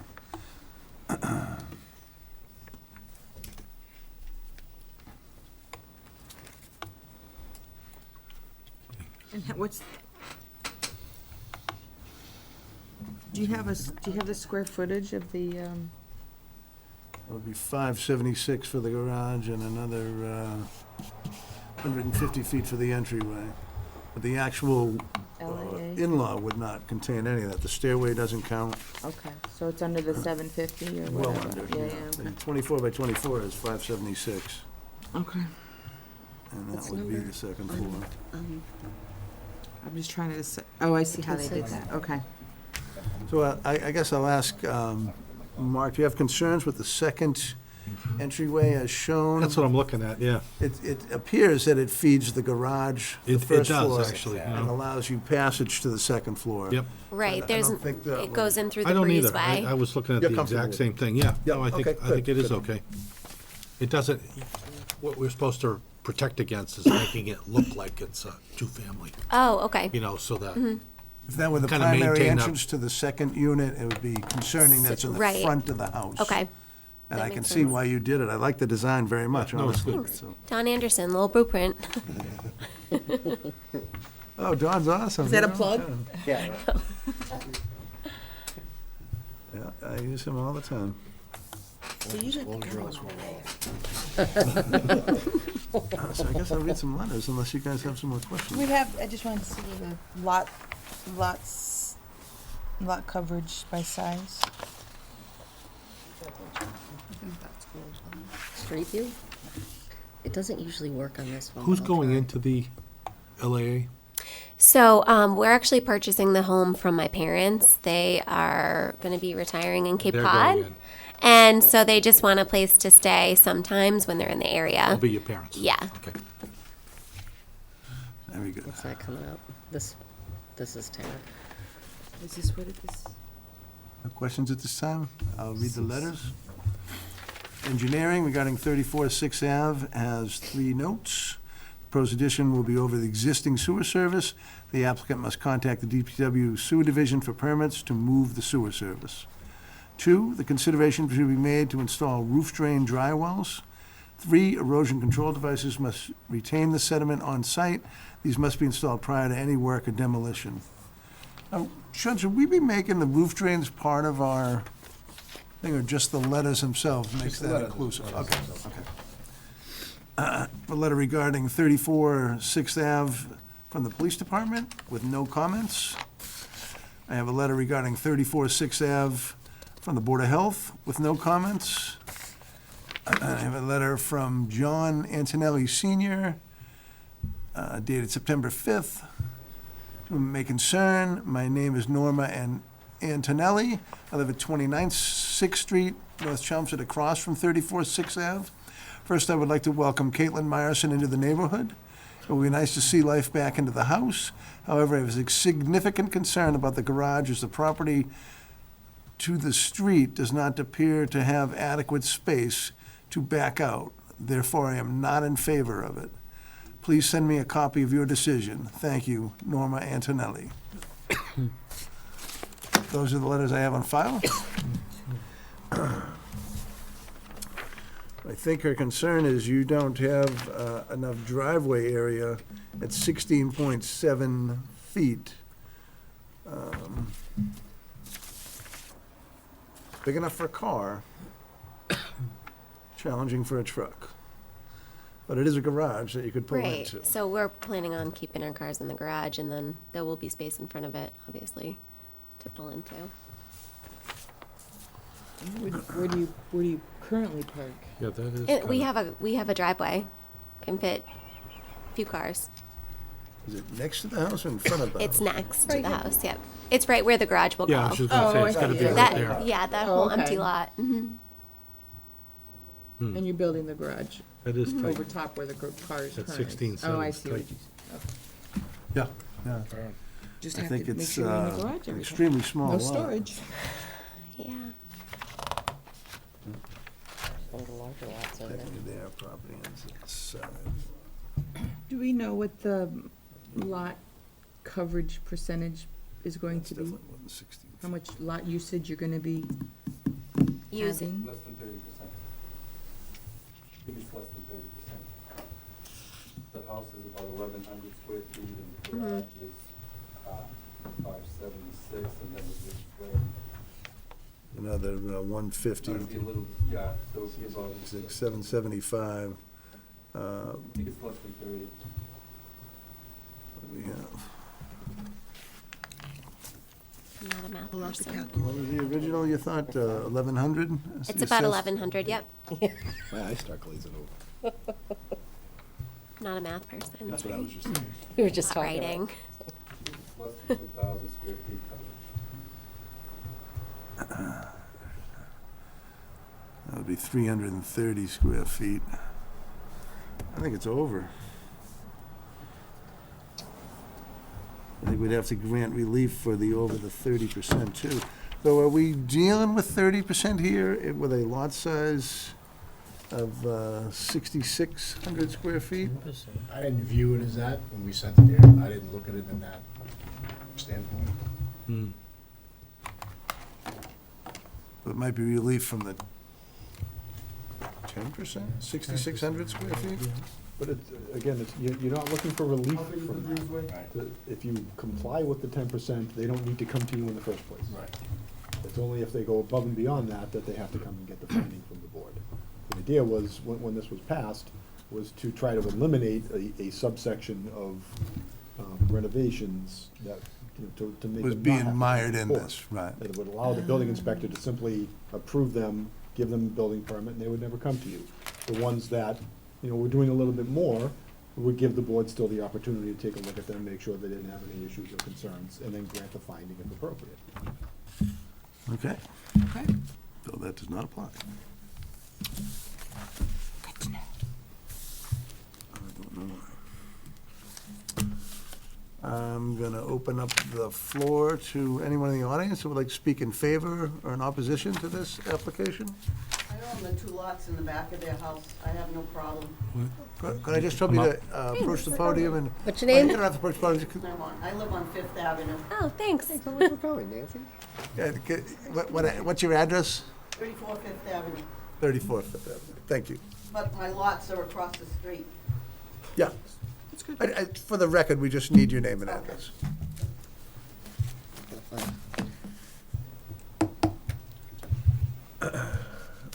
Seeing no other concerns, the letters are read. Make a motion to close the public hearing. I'll make a motion to close the public hearing. Second. Second by Nancy, all in favor? Aye.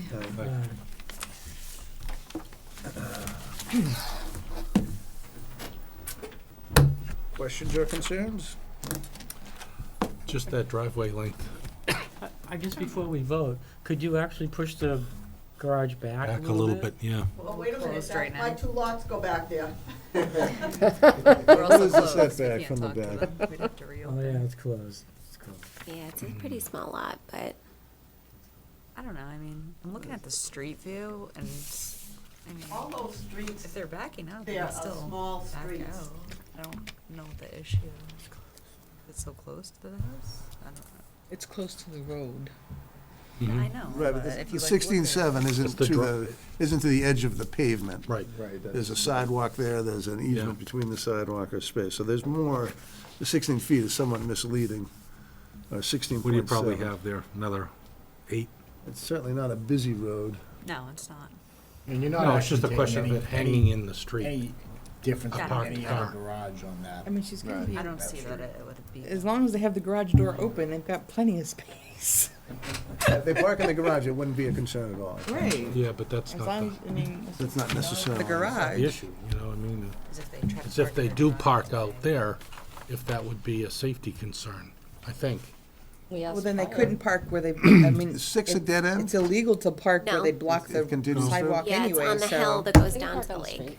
They Okay. could park on the street, but if they parked in their road and actually covered the sidewalk, then it would be illegal to block the sidewalk, right? Yeah, but she'd have to have a neighbor call on her. But you know what I'm saying, so in that case, but again, I'm sure they wouldn't do that because the- they'd know, so I don't think that's even an issue, so. Well, you could certainly put your driveway right up to the edge of the lot line. So if they Right. chose to extend the driveway on the left side of the home, they could. Right. Right So up to you the could- very edge of the lot line. They have 13 feet there. So they would be parking far enough in the property to keep it safe.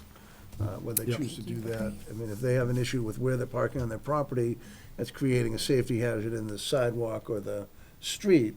Well, no, the lady was talking about backing up into the street, I'm assuming is what she's talking about, right? Well, I think That was the regardless of your concern. driveway length, Right, you you're have to be backing into the careful street. backing Yeah, up. that- yeah, That's that- people that's coming not up that really- hill. I mean, it Yeah, that's doesn't really not- matter how my- big your My concern driveway is is. just The the tightness of it. typical length of a car Yeah. or truck yeah. with regard to the 16.7. But, yep, yeah, I mean, the burden's really gonna be on you guys. Right, because if they decide to park in that 16 feet and they have an 18-foot vehicle, it's. So I think I mean, the fire department covers that in their sweep path when they view all these, Foot path, right? yeah. Right, right. They cover the safe passage of vehicles and stuff like that. Pedestrians. And we know Dan, he's very thorough when there's coverage. Absolutely, absolutely. Yeah, and she didn't address parking at all. She just says Backing up. it does not appear to have adequate space to back out.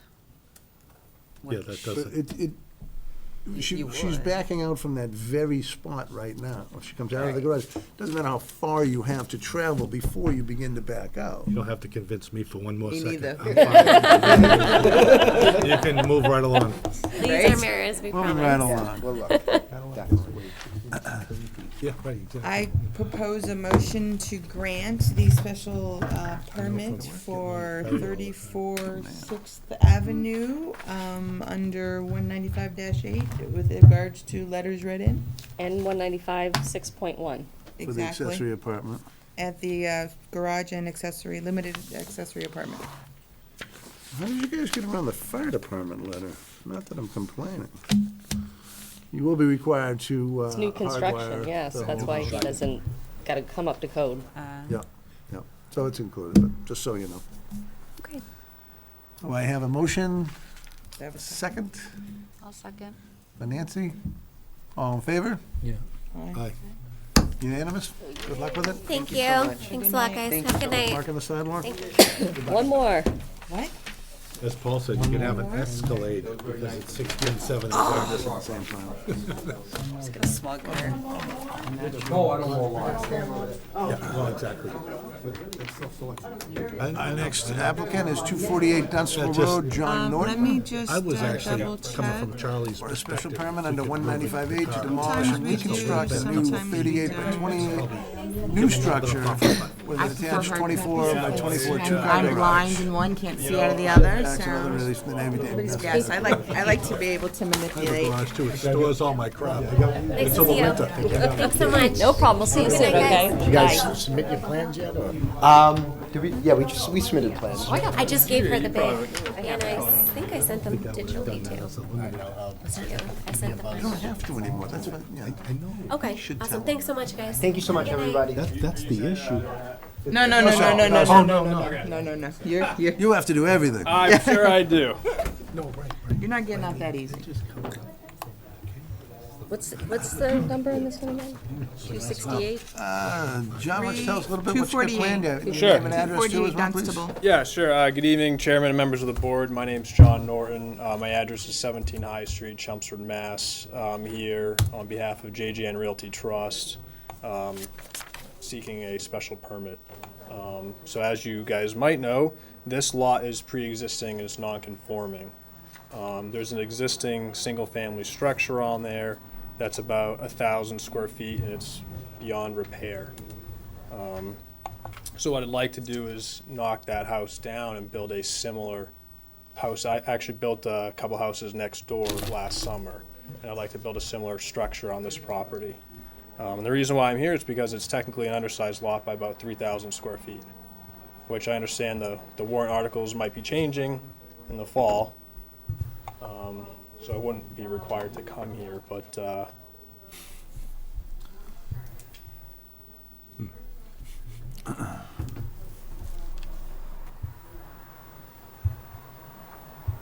Is this the, so that's the existing one that you're looking at. Okay. Yeah. okay, And the here we go. proposed, Put you at your setbacks. yep, yeah, and actually more conforming. We're planning to keep the curb cut in the same spot, just have it drive into a two-car garage. The new structure is conforming to the setbacks and more conforming than what is existing today. So really the only reason I'm here is because I'm expanding, I guess, the footprint by more than 30%. And I need a special permit for that under section Your lot 195. usage. If you go to the next page, page 2, you can look at the dimensional table on the top left. I meet every other requirement, tons of frontage, 276 feet, front yards, 20% more, side yard, rear yard, building coverage, way under, height I'm under, obviously. Floor area ratio is in line. So really, the reason I'm here is because of the lot size. Just It's slightly. pre-existing non-conforming. Exactly. Are you increasing by 30? No, it's increasing by like nothing. He's going up. Yeah. Well, He's so, doubling I it. mean, I know we had conversations earlier today on 7th Ave. Yeah. So I've heard conflicting things, but from the way that I interpreted the bylaw was that any increase of the square footage of 30% or more, you had to get a special permit, not necessarily just the footprint. Right. Well, that's what I just So the learned. increase has to be within the footprint. Right. Within the building envelope? No, within the existing footprint. The existing footprint. That's what the bylaw states. So he's moving it We're going back, back which makes it conforming. Yeah. Yeah, but he's taking a pre-existing non-conforming and making it a conforming structure on a pre-existing non-conforming lot. I feel like this is a flashback. And ultimately, again, it doesn't matter. It's It going doesn't beyond the matter. 30%, no matter how you interpret it, so. Yeah. Either way, it's gonna. So either way, it requires a finding, which you Yeah. have every right to grant. And the other thing I just want to say is I have many letters from the abutters, because I built last summer there a couple new houses and rehabbed another one, and I have a lot of letters of support for this project, and this new house will fit in with the neighborhood. Do we have the letters? You should.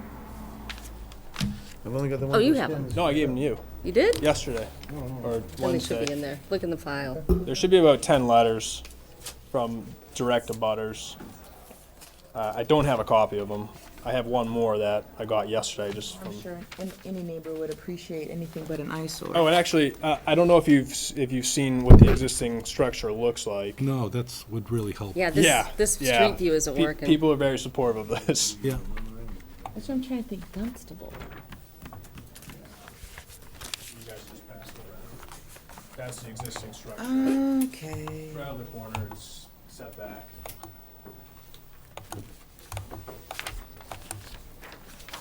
Looks like it's over in the corner. It's here. Go back to that Yes. street view. Oh, the street view? You can't, yeah, it's right in the bush there. And this is where I A built tree those or two houses something. last year. See over to the right, you can see the line from the street. Yeah, you couldn't just zoom that down? Yeah. But, There you go. it's dark outside. Yeah, it's still, Yeah, it's not, And that's the driveway. Well, we get a good look at the driveway. yeah. This, I need a new computer. This thing's ancient. Okay. Back to map.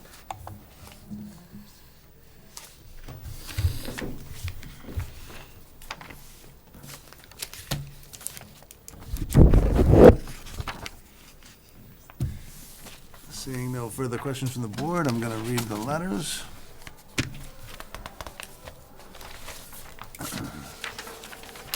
Bruce Harper, he writes big.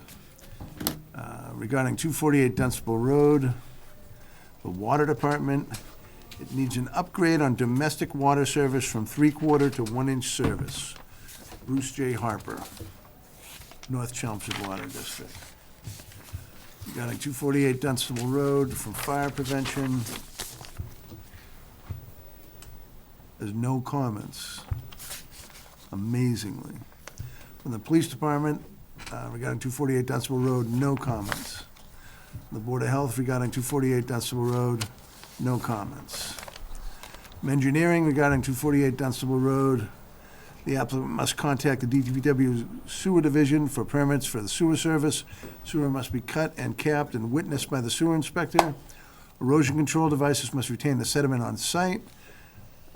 These must be installed prior to any work or demolition. The road must be kept free of dirt and swept regularly.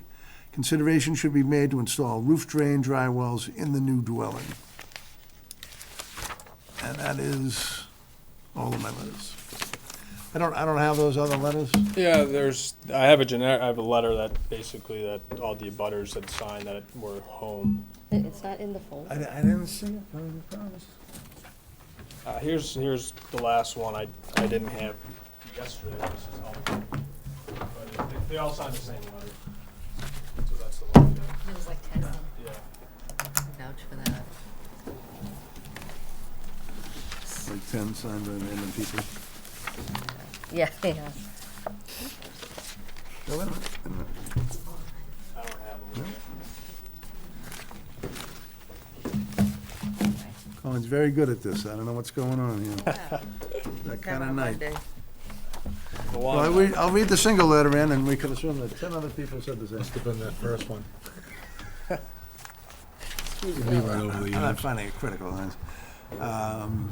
Jonathan and Elaine Keir, 235 Dunstable Road. Timer. This letter is to affirm support for JJN Realty Trust application regarding 248 Dunstable Road and its request for a special permit under section 195(8) to demolish the existing structure and reconstruct a new 38 by 28 new structure with an attached 24 by 24 two-car garage that will meet all setbacks and any other relief deemed necessary.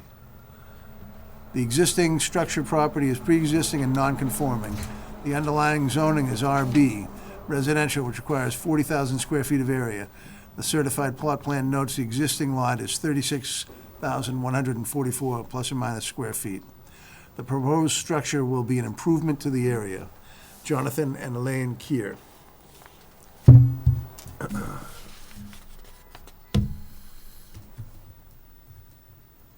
Motion?